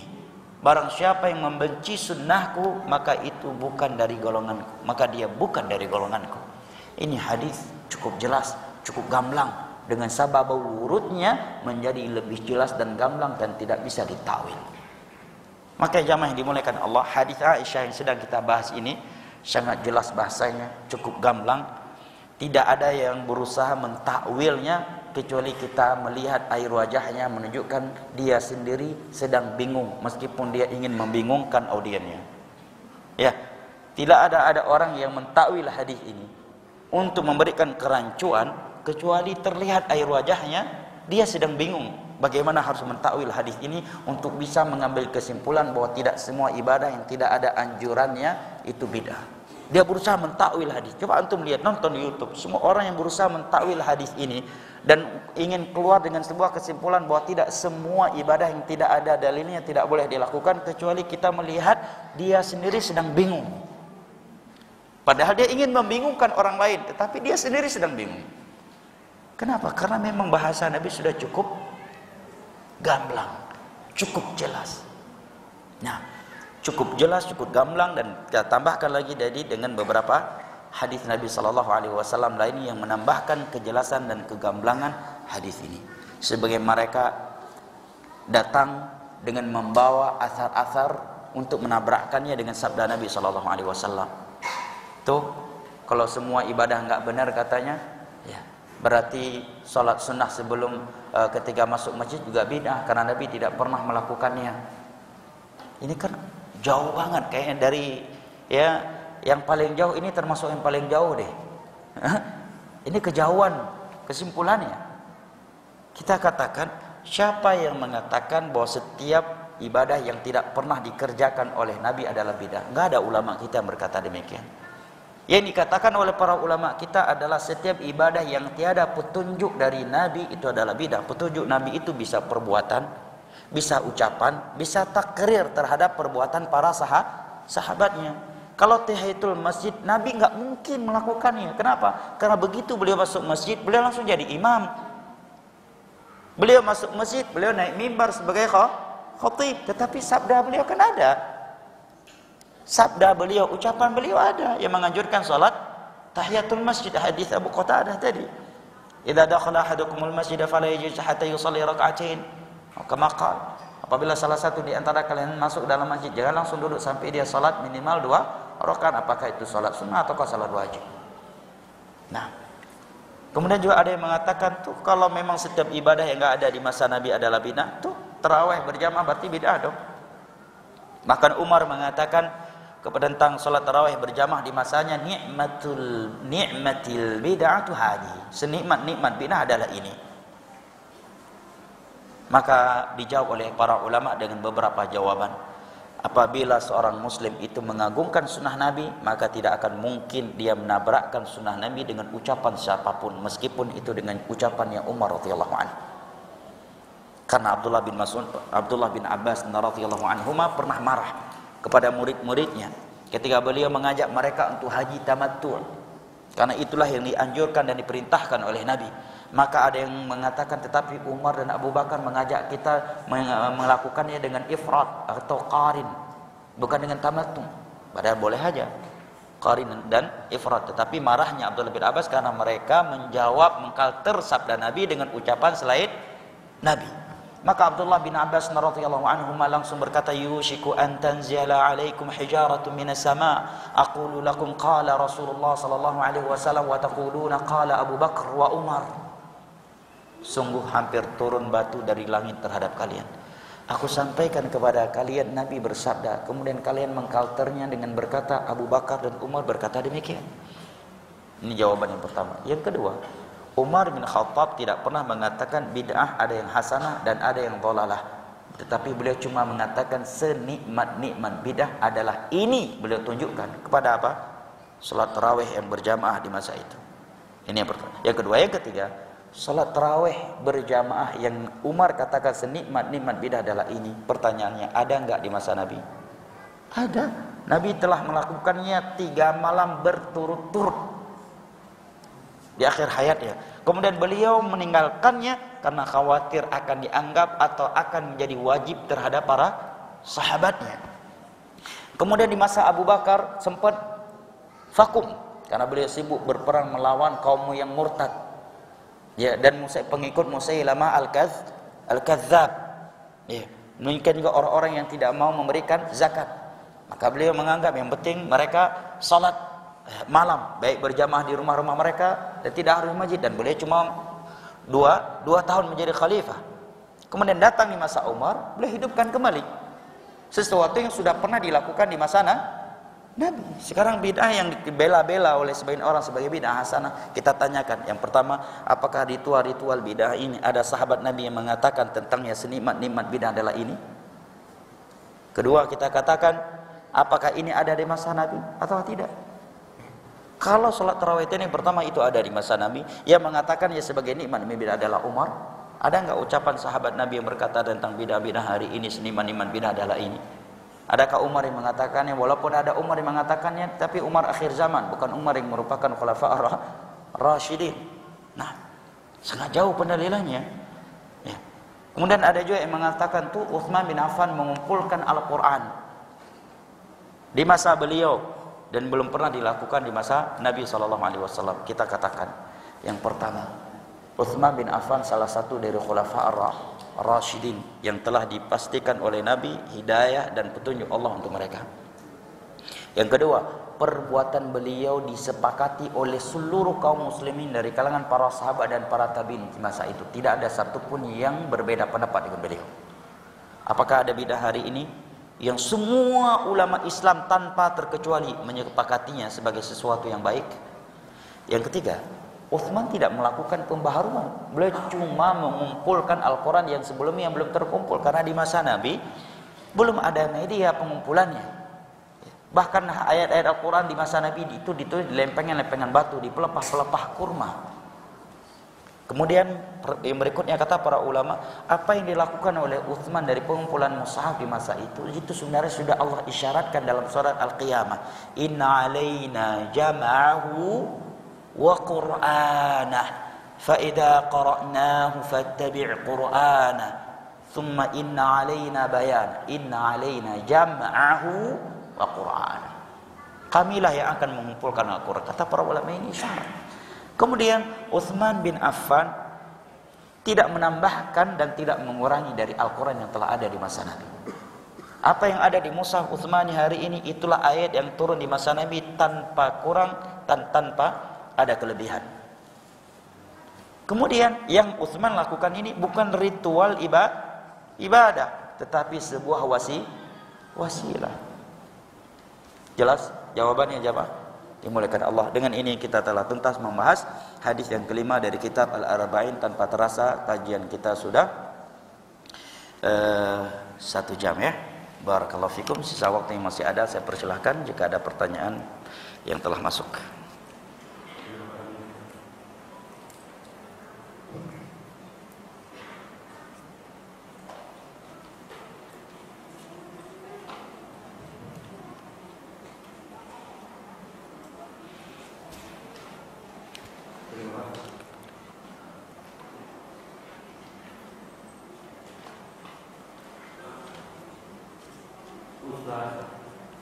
Terkait jatuhnya Hari Raya Idul Adha di Indonesia, Ana menerima 2 informasi, yaitu berpatokan pada Hari Arafah di negara Saudi dan berpatokan pada hilal di Indonesia. Afdolnya kami merayakan Hari Raya Idul Adha di Indonesia mengikuti patokan yang mana, Ustaz? Masya Allah, pertanyaan cukup bagus dan berulang kali setiap tahun biasanya. Hampir tiap tahun ya. Jawabannya barakallahu fiik, para ulama telah membahas ini. Yang pertama, Al-Lajnah Daimah, Komite Fatwa Tetap Saudi Al-Arabiyah yang diketuai oleh Syekh bin Baz. Syekh Fauzan, Syekh Utsaimin dan ulama-ulama kibar yang lainnya semua telah menjawab dan menegaskannya bahwa setiap tempat melakukan hari raya dan puasa sesengenge dengan ru'yah yang terjadi di negaranya masing-masing. Kenapa? Karena beberapa alasan. Yang pertama, Allah berfirman, "Wa yas'alunaka 'anil ahillah qul hiya mawaqitu lin-nasi wal hajj." Manusia bertanya kepadamu tentang bulan hilal. Hilal tanda masuknya tanggal 1 suatu bulan. Mereka bertanya kepadamu tentang hilal. Katakan hilal itu Allah ciptakan untuk menentukan waktu-waktu mereka dan bulan haji. Ini menerangkan kepada kita bahwa hukum ibadah puasa penentuan masuknya tanggal 1 Ramadan ataukah yang lainnya itu dengan hilal. Bahkan Nabi tegaskan lagi di dalam hadisnya, sumu li ru'yatihi wa aftiru li ru'yatihi. Berpuasalah kalian karena hilal yang sudah terlihat oleh kalian, dan berbukalah kalian karena hilal yang sudah terlihat oleh kalian. Maksudnya masuk 1 Syawal dan selesai Ramadan. Ini cukup gamblang ya, bahwa puasa itu dan penentuan 1 Ramadan, 1 Syawal, 1 Dzulhijjah atau yang lainnya itu dengan terlihat atau tidaknya hilal. Bahkan Nabi SAW ketika mengatakan fa in ghumma alaikum, kalau hilal juga belum terlihat sementara itu sudah 29 Sya'ban fa akmilul iddata 30, sempurnakan bulan Sya'ban menjadi 30 hari. Kemudian setelah itu dipastikan setelahnya adalah 1 Ramadan, menunjukkan ibadah puasa penanggalan 1 bulan tanggal 1 suatu bulan itu dengan terlihat tidaknya hilal. Clear sampai di sini? Clear. Adapun jamaah haji yang sedang wukuf di mamlakah, maka mereka mengikuti penanggalan mamlakah sesuai dengan hilal yang terlihat di sisi mereka, kata Syekh Shalih Fauzan.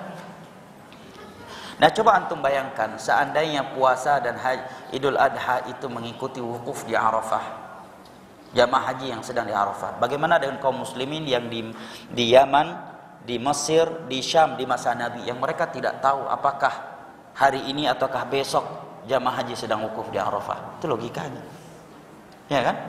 Kalau ada yang berkata, lah sekarang kita udah tahu, udah ada video, udah ada TV, mestinya bersyukur. Ya nggak nyambung itu sisi pendalilannya. Pendalilan itu mesti dengan sebuah landasan yang ada di masa Nabi SAW. Nah, dan terkhusus masalah lebaran, Nabi sudah mengatakan bahwa hari raya Yaumatul Wahhun, hari di mana kalian mayoritas melakukan Idul Adha. Maksudnya dikembalikan kepada mayoritas manusia, dan mayoritas itu tidak akan terjadi kecuali di bawah penguasa yang sah, kepemimpinan yang sah. Maka Syekh Al-Albani sendiri ketika beliau menguatkan pendapat bahwa hilal itu harus satu asalnya. Apabila satu negeri muslim sudah melihatnya, maka yang lainnya mesti mengikutinya. Tapi hari ini negara Islam itu sudah banyak. Kalau dahulu satu negara Islam di Madinah pusatnya, di masa Nabi Abu Bakar, Umar, Uthman, Ali, yang lain mengikuti semuanya. Sekarang nggak bisa lagi. Bahkan jangankan zaman sekarang, setelah zaman yang Muawiyah saja sudah ada negara-negara tersendiri. Matlak mereka berbeda-beda, penanggalan Idul Adha mereka, Idul Fitri mereka juga berbeda-beda. Maka kata beliau, perpecahan ini sudah cukup tidak baik antara negara muslim yang satu dengan negara muslim yang lainnya. Maka jangan kamu menambahkan keburukannya dengan perselisihan dan perpecahan di dalam satu negara itu sendiri. Bayangkan jemaah, kalau kita di Saudi, Yaman, hari raya itu cuma satu bersama pemerintah, nggak ada hari raya ini dan hari raya itu. Di Indonesia kaya hari raya, negara terkaya hari raya Indonesia, namanya saja Indonesia Raya. Terkadang hari raya itu ada 4 sampai 6, ya kan? Yang ormas ini udah mulai hari ini, yang ormas satu lagi besok, ormas satu lagi besoknya lagi, ada yang besoknya lagi, dan seterusnya. Indonesia Raya, negara terkaya hari raya itu sepengetahuan anak cuma di Indonesia, saking demokrasinya. Iya, sebagian ormas sudah menetapkan Ramadan dan hari raya 6 hari sebelum yang ditetapkan oleh pemerintah. Luar biasa. Udah ikuti aja pemerintah. Yang pertama ini masalah penentuan hari raya, hadisnya jelas. ayatnya jelas, ya. Kemudian kita diperintahkan untuk taat wali amr, dan persatuan itu tidak akan mungkin terbentukkan kecuali di bawah pemerintah. Allah berfirman, ya ayyuhalladzina amanu athi'ullaha wa athi'ur rasul wa ulil amri minkum.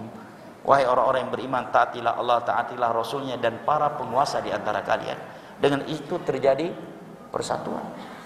Tapi coba lihat, ketika sebagian orang seenaknya walaupun pemerintah tidak melarangnya, jadi rancu kita berlebaran, ya kan? Kadang kita masih puasa, kawan kita sebelah udah makan, enak bro ikut ormas ini kata ya, udah buka kita kata ya. Ya kan? Kadang pas pulang juga bingung, semua anggota keluarga kita udah hari raya, kita masih ikut pemerintah, rupanya belum. Kan jadi rancu. Gimana indah hidupnya seperti itu? Nggak indah. Yang itu udah lebaran, udah makan-makan di depan kita. Kalian sabar ya, 1 hari lagi kalian baru boleh buka, katanya. Tapi kalau semuanya ikut pemerintah, Masya Allah, hari raya yang sama, pakai baju baru di hari yang sama, berbuka di hari sama, makan lontong di hari yang sama. Ini kita belum makan lontong, ketupat, kawan kita udah jualan ketupat, udah makan ketupat lagi. Bahkan udah ngirim ketupat ke rumah kita, yang harus kita makan besoknya. Enak lebaran seperti itu. Maka indahnya persatuan dan buruknya perselisihan. Nah, wallahu a'lam bishawab, ilmu indallah. Masih ada Pak? Selanjutnya, bagaimana hukumnya tadinya tidak ada niat untuk berkurban di Idul Adha. Jadi tidak ada pasang niat, tapi qadarullah dapat terjadi mau berkurban.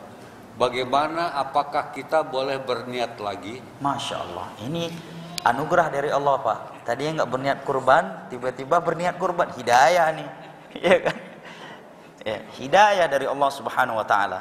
Tadinya nggak berniat kurban karena nggak punya uang, kemudian mulai ingin berkurban setelah datang rezeki. Hidayah dan kemudahan dari Allah. Mungkin pertanyaannya adalah bagaimana dengan pelanggaran yang telah dia lakukan, mencukur kumis, mencukur rambut, kuku, di mana Nabi mengatakan apabila 1 Dzulhijjah telah tiba dan salah satu di antara kalian ingin berkurban, baru ingin karena dia tahu punya kemampuan, maka fala yamas min basyarihi syai'a, janganlah dia mengambil kukunya, bulu-bulu yang ada di tubuhnya. Apabila ini telah dia lakukan karena memang dia tahu tidak akan berkurban karena nggak punya uang, kemudian di pertengahan 10 awal Dzulhijjah dia datang rezeki, maka tidak ada pelanggaran agama dari dia. Karena ketika dia melakukannya, dia bukan sebagai orang yang terlarang untuk melakukannya. Ini yang pertama. Yang kedua, larangan mencukur rambut, mengambil bulu dari badan ataukah kuku bagi orang yang ingin berkurban, ini hanya mencakup orang yang berkurban tersebut. Misalkan dalam rumah, yang kurban adalah sang suami, maka istri dan anak-anaknya tidak masuk ke dalam larangan ini. Ya, cuma dia yang telah, walaupun pahala kurban menyertai mereka. Yang berikutnya, larangan tersebut ulama ada yang mengatakannya haram dan ada yang mengatakannya makruh. Namun dengan itu semuanya tidak ada ulama yang mengatakan bahwa sembelihan kurbannya itu bisa berkurang pahalanya atau tidak sah gara-gara dia melanggar larangan ini secara sengaja. Nggak ada kaitannya dengan sah tidak sahnya kurban. Tetapi larangan tersebut hikmahnya kata para ulama agar kita merasakan apa yang dirasakan oleh jamaah haji yang sedang ihram, di mana tubuh mereka sedang kurang nyaman karena belum boleh cukur rambut, belum boleh cukur kumis, belum boleh potong kuku. Nah, Allah juga melarang kita yang tidak sedang haji agar kita merasakan sedikit apa yang mereka rasakan di sana. Bukan ada kaitannya dengan sah tidak sahnya kurban. Ini yang harus dipahami. Wallahu taala a'lam bishawab wal ilmu indallah. Selanjutnya Ustadz, mohon jawaban atas pertanyaan cucu saya kepada saya yang usianya 7 tahun. Pertanyaannya, Atu, panggilannya Atu kepada neneknya. Kenapa agama Kristen dan Katolik diturunkan Allah nomor 1? Kenapa tidak Islam yang nomor 1 Allah turunkan? Masya Allah. Pertanyaan yang cukup bagus kepada kakek atau neneknya tuh? Kakek ya, mudah-mudahan kakek yang menjadi penuntut ilmu biar tahu jawabannya. Jawaban dari fitrah bahwa tidak ada agama yang Allah turunkan kecuali Islam. Tidak ada agama yang Allah turunkan kecuali Islam. Inna hadhihi ummatukum ummatan wahidah. Allah juga berfirman, kana an-nasu ummatan wahidah. Faba'atsallahu nabiyyina wan nabiyyina mubasysyirin wa mundzirin. Allah Jalla wa Ala juga berfirman, "Innad dina 'indallahil Islam. Wa may yabtaghi ghairal islami dinan fala yuqbala minhu wa huwa fil akhirati minal khasirin." Kemudian juga Allah ketika berbicara tentang Nabi Ibrahim, Allah mengatakan, "Innad dina 'indallahil Islam. Wa man aslama wajhahu lillah." Dalam masalah konteks Yahudi dan Nasrani, orang mengislamkan dirinya kepada Allah. Ini juga pada konteks Yahudi dan Nasrani. Semua agama yang Allah turunkan dari semenjak Nabi Nuh alaihissalam setelah Nabi Adam sampai Nabi kita, itu semuanya agama Islam. Tidak ada selain Islam. Karena Islam itu artinya adalah mengesahkan Allah, pasrah kepada Allah dengan menjalankan perintah-perintahnya, meninggalkan larangan-larangannya, mentauhidkannya dan tidak menyekutukannya dengan sesuatu apapun. Inilah yang dimaksud dengan Islam. Wala tamutunna illa wa antum muslimun. Nasara, Yahudi ini nama kaum manusia, bukan nama agama. Tetapi mereka mengubah-ubahkan agama mereka. Yang tadi yang mereka tidak boleh menyembah kecuali Allah, mereka menyembah Uzair. Yang tadi yang mereka tidak boleh menyembah kecuali Allah, kemudian mereka justru mengangkat Isa sebagai anak Tuhan. Yuhrifunahum min ba'di ma aqalu wa hum ya'lamun. Mereka mengubah-ubah isi Taurat dan Injil. Semuanya agama adalah Islam. Yang bedanya adalah isi agamanya. Makanya Allah katakan, wa ja'alna likullin minkum syir'atan wa minhaja. Setelah Allah mengatakan bahwa seluruh nabi dan seluruh rasul membawa agama yang satu, kemudian Allah mengatakan hanya saja isi syariat dan metodenya yang berbeda-beda. Salat kita dengan salat ahlul kitab di masa Nabi Musa dan Nabi Isa itu berbeda. Cara bertobat juga berbeda. Kalau umat Nabi Musa dulu syarat diterima tobat itu berat. Kalau itu syarat masih berlaku di umat Nabi Muhammad, mungkin tidak ada yang mau bertobat dari kita. Apa tobat syaratnya? Allah sebutkan di awal-awal surat Al-Baqarah, ya kan? Kalau mereka bertobat, datang rame-rame ke padang pasir, kemudian Allah mengatakan, faqtulu anfusakum dzalikum khairul lakum inda bari'ikum fataba 'alaikum innahu tawwabur rahim, tawwabul ghafur. Mereka harus pergi ke padang pasir, membawa pedang-pedang mereka atau tombak mereka, kemudian mereka membunuh diri mereka dengan pisau-pisau atau pedang yang mereka miliki sampai mati, maka dengan itu Allah akan menerima taubat mereka. Dan ini enggak berlaku di syariat kita. Ya, isi syariatnya saja yang berbeda. Maka jawabannya semua agama Islam. Kalau ada yang enggak Islam berarti dia menyelisihinya. Nah, dan kemudian Nabi SAW diutus sebagai penutup seluruh Nabi dan seluruh Rasul. Dan kitab Al-Quran adalah muhaiminan alih, menghakimi seluruh kitab-kitab samawi yang sebelumnya. Siapa saja yang tidak beriman kepada Nabi, maka imannya kepada seluruh Nabi-Nabi dan Rasul sebelumnya tidak teranggap dan tidak sah di sisi Allah Jalla wa'ala. Bahkan Allah berfirman tentang kaum Nabi Nuh, kadzabat qaumu Nuhinil mursalin. Kaum Nuh telah mendustakan seluruh para Rasul. Padahal yang mereka dustakan adalah Nuh saat itu. Dan Nuh adalah Rasul yang pertama di atas permukaan bumi ini setelah Nabi Adam. Yang mengatakan Idris sebelum Nuh ini bertentangan dengan ayat Al-Quran dan bertentangan dengan hadis Nabi, kata para ulama. Syahidnya adalah Allah katakan kaum Nabi Nuh telah mendustakan seluruh para Rasul. Padahal yang mereka dustakan cuma Nabi Nuh. Menunjukkan apa? Mendustakan seorang Rasul adalah mendustakan seluruh para Rasul. Orang yang mendustakan Nabi Muhammad SAW sejatinya dia telah mendustakan Nabi Isa, Nabi Musa, Nabi Ibrahim dan seluruh para Nabi dan para Rasul. Tapi alhamdulillah kita umat Islam membenarkan Nabi Musa, kita beriman kepada Nabi Isa, kepada Nabi Musa, kepada Nabi Ibrahim. Tidak mendustakan satupun dari Rasul-Rasul yang telah Allah dan Rasulnya sebutkan. Wallahu ta'ala a'lam bishawab, wal ilmu indallah. Yang manakah yang diutamakan untuk dikerjakan, antara puasa Daud atau puasa Arafah di saat harinya bersamaan dengan waktu puasa Arafah? Masya Allah. Mengingat keduanya sama-sama mulia. Masya Allah, ya. Jadi malu dengarnya ada yang puasa Daud. Kita rada agak utur nih pada puasa. Masya Allah ya. Hidup di Jabodetabek puasa Daud Pak, luar biasa tuh. Masya Allah, semoga beliau istiqomah. Ya, Abdullah bin Amr bin As, salah satu sahabat Nabi yang istiqomah melakukan puasa Daud. Dan itu pun belakangan mengatakan, seandainya aku mengambil yang 3 hari tiap bulan yang Nabi tawarkan di awalnya, tentunya aku akan melakukan itu. Karena memang puasa Daud berat. Nah, kalau di hari tersebut jatuh Arafah, dia lakukan Arafah dan tidak membatalkan daudnya, karena puasa Arafah adalah waktu yang terbatas dan sekali dalam satu tahun. Makanya Imam Zuhri sendiri ketika safar, beliau melakukan puasa Arafah. Kemudian ada muridnya yang berkata kepada beliau, "Wahai Imam Zuhri, Ramadan Anda tinggalkan karena safar, tapi Arafah yang hukumnya sunnah justru Anda lakukan." Paham ya? Kalau beliau puasa safar di siang hari Ramadan, beliau berbuka, ngambil rukhsah, keringanan dari Allah. Tetapi ketika Arafah, beliau justru melakukannya dan beliau sedang di dalam safar. Maka Imam Zuhri menjawab, "Ya Bunai, kalau Ramadan panjang waktu untuk mengqadha'nya, sedangkan Arafah cuma sehari dalam satu tahun dan tidak ada waktu untuk mengqadha'nya. Maka tidak mengapa dia melakukan Arafah dan tidak bertentangan dengan daudnya." Barakallahu fiki. Allah yahfazak. Selanjutnya, Ustaz, sekarang banyak ustazah yang berdakwah. Selama masa Nabi tidak ada wanita berdakwah, tapi Ummi Mukminin Aisyah sebagai sumber ilmu.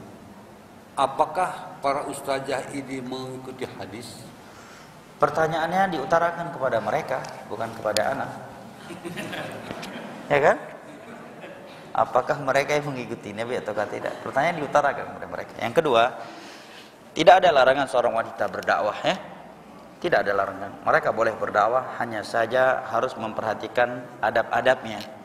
Yang pertama, kalau dengan kaum laki-laki hendaknya dengan menggunakan hijab yang tertutup, pakaian yang tertutup, ya, ataukah diberi belakang tirai, ataukah dengan pakaian yang tertutup sebagaimana Abu Hurairah belajar kepada Aisyah radhiyallahu anha. Bahkan sebagian tabi'in disebutkan ada yang belajar kepada sebagian tabi'iyah, saya lupa namanya. Di masa tabi'in ada seorang ustazah di mana sebagian ulama tabi'in ada yang belajar kepadanya, sampai-sampai disebutkan dalam sebuah kisah suaminya cemburu.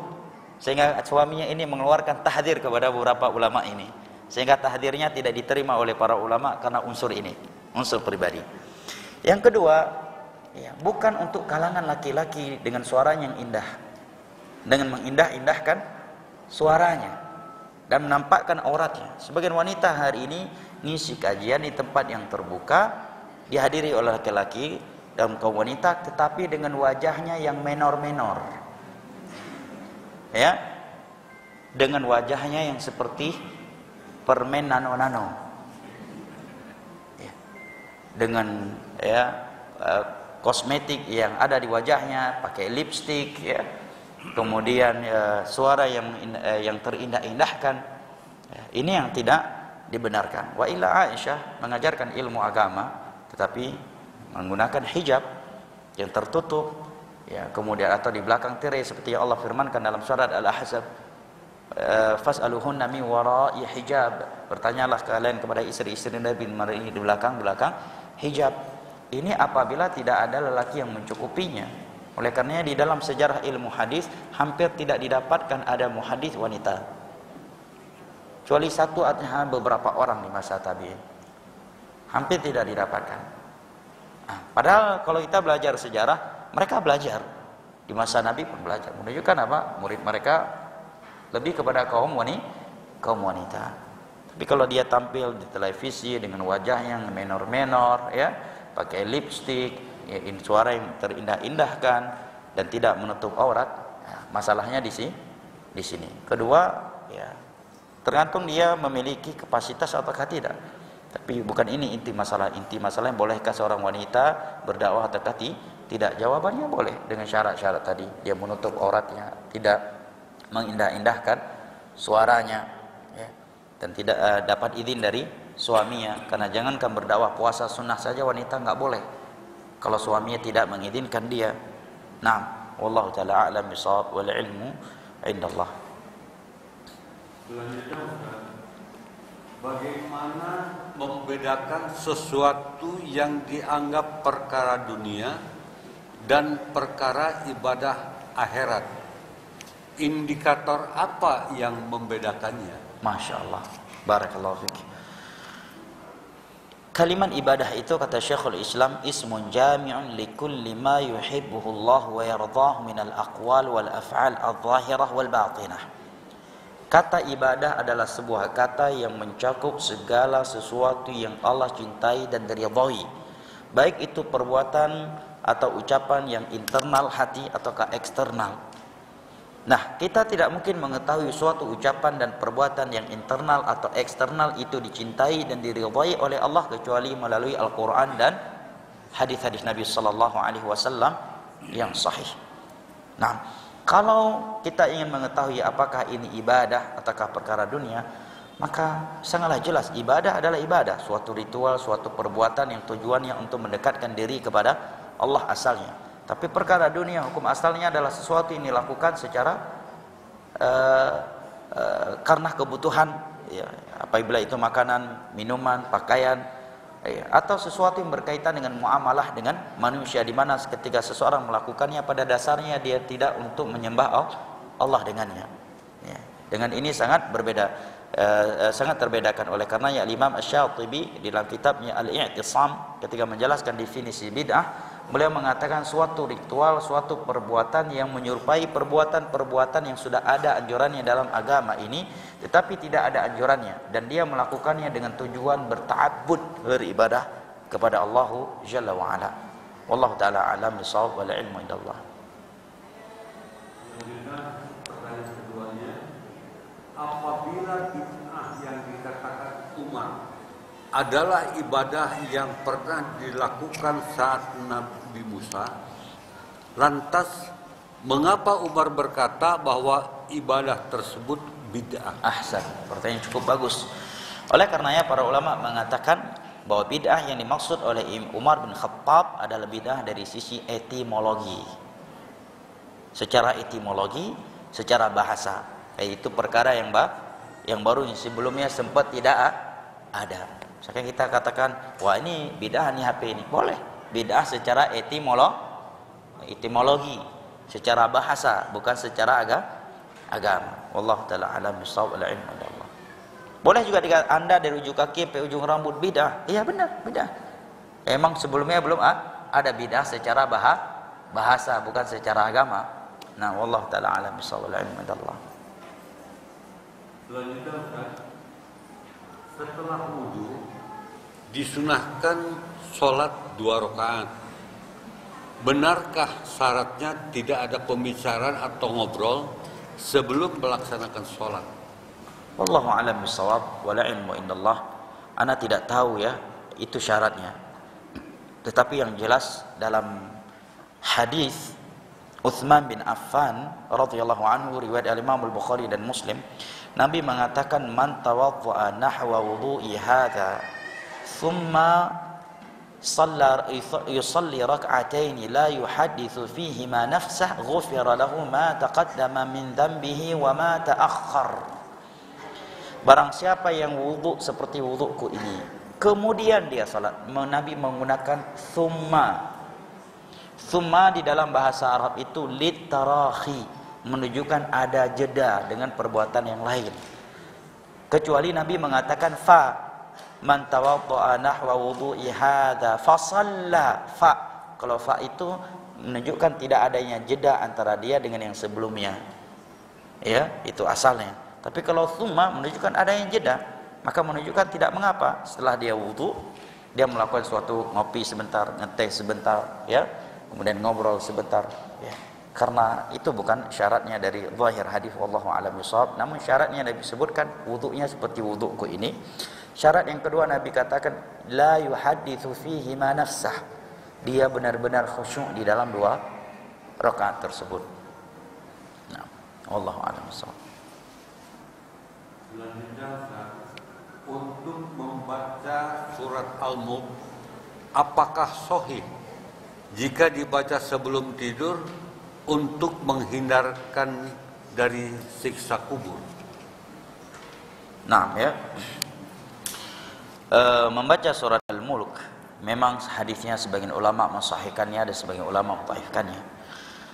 Namun yang rajih banyak ulama mensahihkan hadis itu. Dan penyebutan malam di situ enggak mesti menjelang tidur. Malam di dalam bahasa syar'i itu dari semenjak terbenamnya matahari hingga terbitnya fajar as-sadiq.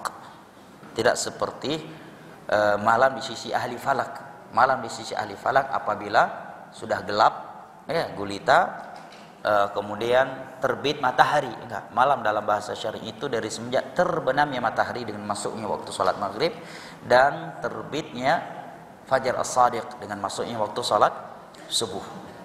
Dibagi dari terbenam matahari hingga terbitnya fajar sadiq itu dinamakan malam.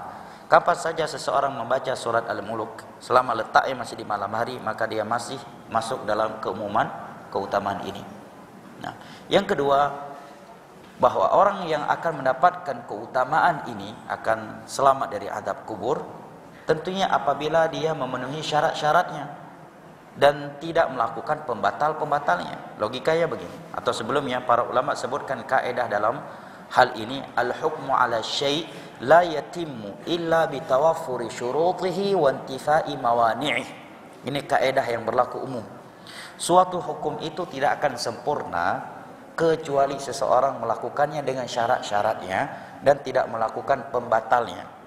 Biar lebih mudah dipahami. Nabi sebutkan keutamaan salat ini, salat itu. Tetapi kalau dia melakukannya dengan tanpa syarat-syaratnya, ya, syarat sahwu salat, ya, atau melakukan syaratnya tetapi melakukan pembatalnya, tentunya dia tidak akan mendapatkan keutamaan itu. Contohnya yang lainnya, Nabi mengucapkan, orang yang mengucapkan la ilaha illallah di akhir hayatnya akan masuk syurga. Tetapi kalau dia mengucapkan la ilaha illallah tapi dia sendiri enggak tahu makna la ilaha illallah, tidak menjalankan intisari la ilaha illallah, yaitu mengesahkan Allah dalam ibadah. Dia ucapkan la ilaha illallah tapi justru menyembelih untuk laut, menyembelih untuk kuburan, ya, mengalap berkah ke kuburan, berdoa kepada selain Allah. Tentu dia tidak akan mendapatkan keutamaan la ilaha illallah. Demikian juga dia membaca surat Al-Muluk tetapi dia melakukan hal-hal yang bisa mendatangkan azab kubur kepadanya, yaitu contohnya apa? Mengadu domba di antara manusia, kencing enggak cebok, ya, kencing enggak cebok atau tidak menutup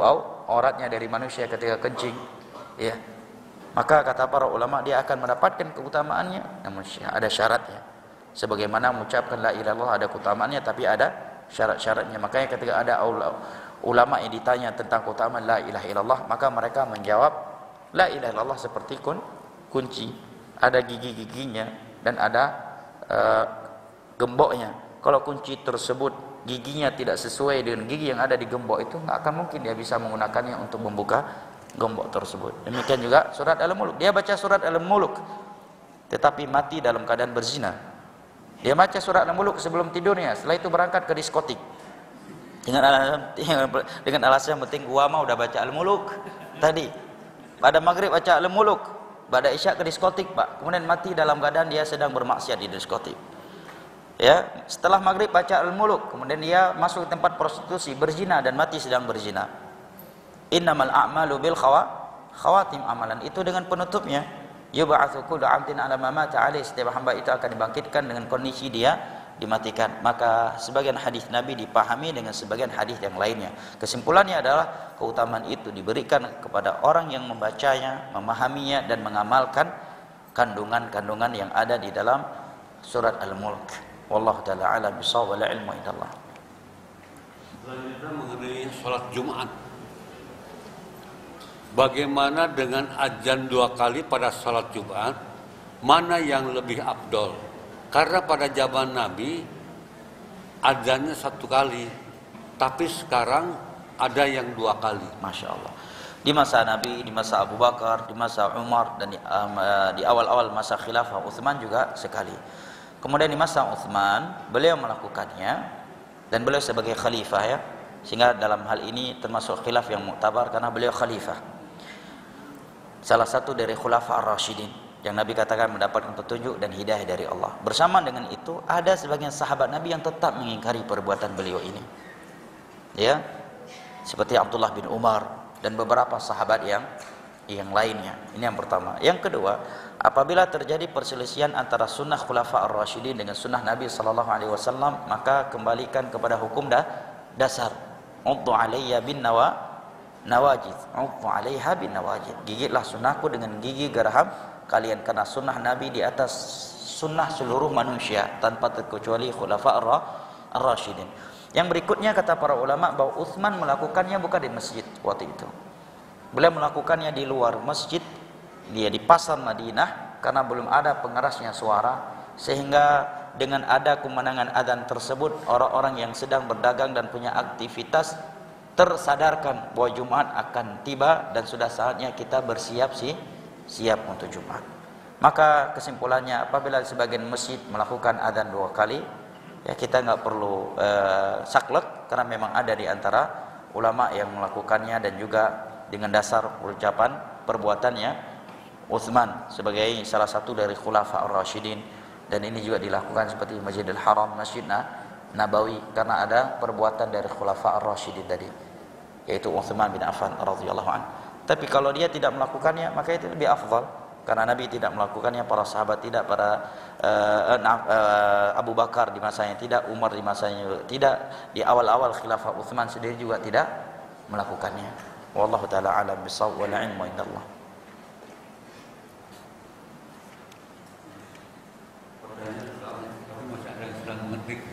Sedang mengetik, biarkan beliau mengetik, Pak.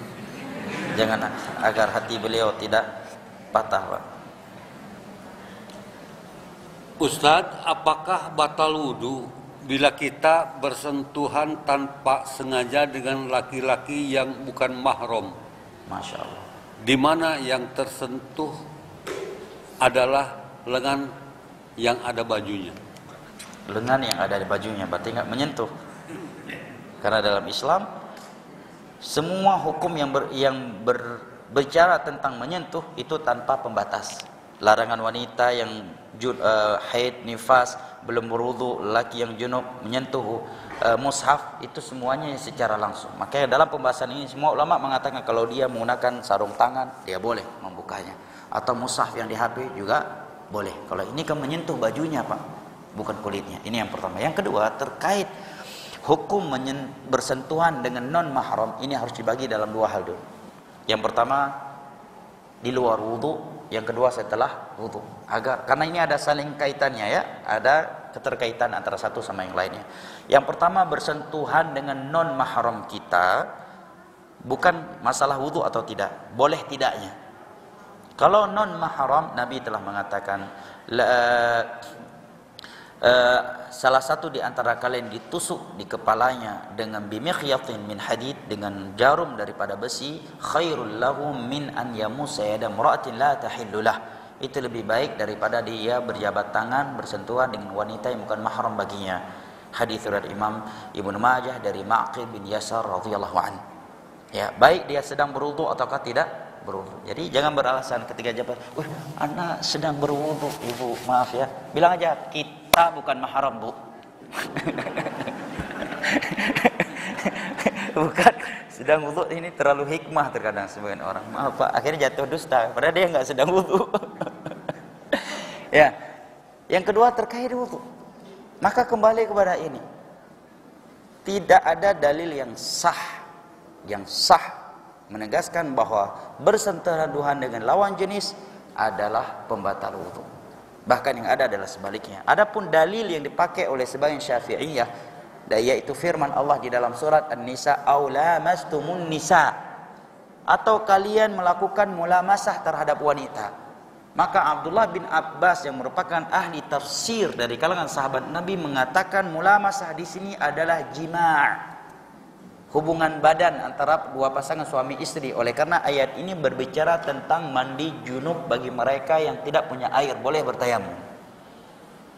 Dan tafsir sahabat sebaik-baik tafsir setelah tafsirnya Nabi sallallahu alaihi wasallam. Yang kedua, Nabi sendiri sedang sholat nyentuh kaki Aisyah. Dalam Bukhari dan Muslim, ketika beliau mau sujud enggak muat, beliau sentuhkan kaki Aisyah, beliau geserkan setiap sujud. Demikian juga dalam Abu Daud, kalau anda enggak salah ingat, dalam Sunan Abi Daud, kebiasaan Nabi kalau keluar untuk sholat, maka beliau tidak meninggalkan istrinya kecuali telah mencium keningnya, dan beliau tidak mulai wudunya. Kalau ada yang berkata kalau itu kan mahramnya, maka apa dalil yang menunjukkan bedanya mahram dengan yang bukan mahram? Kalau yang bukan mahram, bedanya cuma sekedar dosa, bukan berarti membatalkan wudu. Sesuatu yang dosa enggak mesti menjadi pembatal wudu. Pembatal wudu itu membutuhkan dalil yang khusus lagi. Dalil lainnya secara umum, kata para ulama, bahwa ini sesuatu yang pasti terjadi di masa Nabi. Enggak mungkin enggak terjadi persentuhan antara seseorang dengan yang bukan mahramnya tanpa sengaja. Bersamaan itu tidak ada dalil khusus yang jelas dan gamblang tentang itu, menunjukkan itu bukan pembatal wudu. Sementara pembatal wudu lainnya dalilnya semuanya jelas dan gamblang.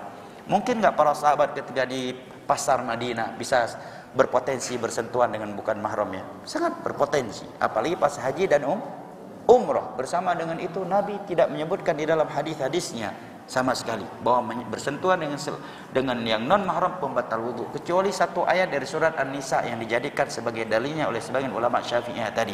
Itu pun sudah ada tafsirnya dari Abdullah bin Abbas secara langsung bahwa ini maksud dengan mulamasah di situ adalah jima, hubungan badan antara dua pasangan suami istri. Oleh karenanya ayat tersebut berbicara tentang orang-orang yang wajib mandi tetapi nggak punya air, maka dia boleh bertayamum. Jelas jamaah?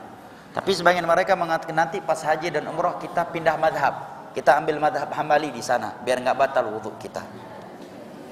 Nah, wallahu a'lam. Masih ada Pak? Sudah jam 11 lewat nih. Ustadz, bagaimana keterangan dari Abbas dari kitab Muslim menjamak sholat bukan saat bepergian? Ahsan, masya Allah. Hadis ini selalu dilakukan oleh saudara saya setiap hari, sebagaimana hukumnya? Iya, dalam Sahih Muslim Abdullah bin Abbas menyebutkan Nabi SAW menjamak zuhur dan asar, maghrib dan isya min ghairi khaufin wala safarin. Padahal beliau tidak sedang safar, tidak sedang dalam kondisi menakutkan perang. Dalam riwayat yang lain ada tambahan wala matarin. Sebagian ulama mendhaifkan tambahan ini, sebagian ulama mensahihkannya, dan antara Syekh Al-Albani, dan juga bukan tanpa hujan. Kemudian Abdullah bin Abbas ditanya, kenapa Nabi melakukannya? Maka beliau menjawab, ini jawaban dari beliau. Liyarfa'a al-haraja min ummati atau an ummati, untuk mengangkat rasa berat dari umatnya. Maka para ulama ketika mensyarah hadis ini ada dua pendapatnya. Pendapat yang pertama, bolehnya melakukan jamak ini walaupun tidak sedang safar, tidak sedang kondisi perang atau bukan sedang hujan, dengan syarat kondisi yang memberatkan kalau dia tidak jamak. Contohnya orang sakit tadi, sedang terbaring sakit. Kalau setiap waktu dia harus sholat, harus wudu lagi, harus tayammum lagi, ini lumayan memberatkan, Pak. Ya, atau ada momen-momen tertentu dia harus jamak. Ya. Contohnya dia polisi, dia tentara, dia satpam security. Ya sekarang mau masuk, nanti nggak mungkin sholat lagi. Kalau dia pergi sholat akan hilang harta orang yang diamanahkan, hilang nikmat keamanan. Maka dia bisa menjamaknya. Sebagian ulama berpendapat nggak mesti dalam kondisi yang memberatkan. Walaupun tidak ada uzurnya, tetapi dia boleh melakukannya sesekali dalam seumur hidupnya sebagai bonus dari Allah. Tetapi sesekali, bukan sesering mungkin. Kalau udah tiap minggu, Pak, udah sering, sesekali sebagai bonus dari Allah Subhanahu wa taala. Ini pendapat yang kedua untuk pendapat itu, untuk hadis itu. Wallahu a'lam bishawab, wal ilmu indallah. Masih ada, Pak? Ibu-ibu udah bubar tuh. Masih, Bu, ya? Oh, belum. Baik, masih ada dua lagi. Ustaz, Afwan ingin bertanya, apakah sajadah atau karpet untuk sholat itu bisa? Dan apakah kalau akhwat memakai penutup rambut dan tidak kena keningnya saat sujud itu tidak boleh? Masya Allah, ini dua pertanyaan, Pak, ya, dalam satu WhatsApp. Pertanyaan pertama masalah karpet, masalah sajadah. Ini bukan bid'ah, ini bukan ritual ibadah. Seseorang tidak bertujuan ibadah dengan karpet itu. Ini wasilah, ya, bukan ritual. Yang pertama. Yang kedua, di masa Nabi SAW, sebagian para sahabat di musim panas, mereka sujud di atas suatu kain yang telah mereka basahi. Ya, menunjukkan bahwa sujud ke atas permukaan bumi itu nggak mesti langsung tanah, tapi memang satu yang paling bawah. Nah, kemudian juga terdapat pertanyaan yang kedua, bahwa apakah ketika seorang sujud keningnya harus terbuka dan tidak boleh tertutup dengan penutup kepala, jilbab, sorban. Kan Nabi mengatakan bahwa anggota sujud, umirtu an asjuda ala sab'ati a'zum, kata Nabi. Aku diperintahkan oleh Allah untuk sujud di atas 7 anggota tubuhku. Yang pertama kening, mencakup hidung. Orang yang hidungnya nggak menempel nggak sah sujudnya. Ya. hidung dan kening, kemudian kedua lututnya, kemudian kedua telapak tangannya, kemudian jari jemari telapak kakinya. Nah, para ulama mengatakan 7 anggota sujud ini telah berada di atas permukaan bumi meskipun ada pembatasnya, dan ini nggak dianggap sebagai penghalang antara dia dengan sujud. Buktinya Pak, lutut Pak, apakah setiap sujud buka dulu Pak biar lututnya langsung nempel ke ini? Enggak kan? Ya. Lutut anggota sujud bukan? Anggota sujud. Siku, apakah setiap buka dulu biar kena, biar kebuka? Kan enggak. Demikian juga sarung tangan. Ya. Para mujahidin dahulu salat sambil menggunakan sarung tangan, menggunakan kaos kaki. Bahkan Nabi salat seringkali menggunakan sepatu. Sepatu. Kaki anggota sujud bukan? Tapi Nabi salat pakai sepatu. Menunjukkan tidak. Makanya sebagian orang mengatakan ada kalau di Pakistan dan sekitarnya mereka pakai peci yang ada kebuka ini. Peci tapi di sini kebuka. Keren. Karena memang mereka berpendapat dengan pendapat itu. Ada yang berpendapat sebagian ulama Syafi'iyah dan Hanafi. Kayak kalau Pakistan untuk umrah lihat tuh, sebagian topi keren kopi ya. Kita lihat dari belakang. Pas lihat dari depan di sini kebuka. Ya karena mereka berpendapat dengan pendapat itu. Namun yang rajih seperti itu Pak. Cukup Pak. Masih ada lagi Pak? Satu lagi. Baik. Masih ada? Oh sudah, baik.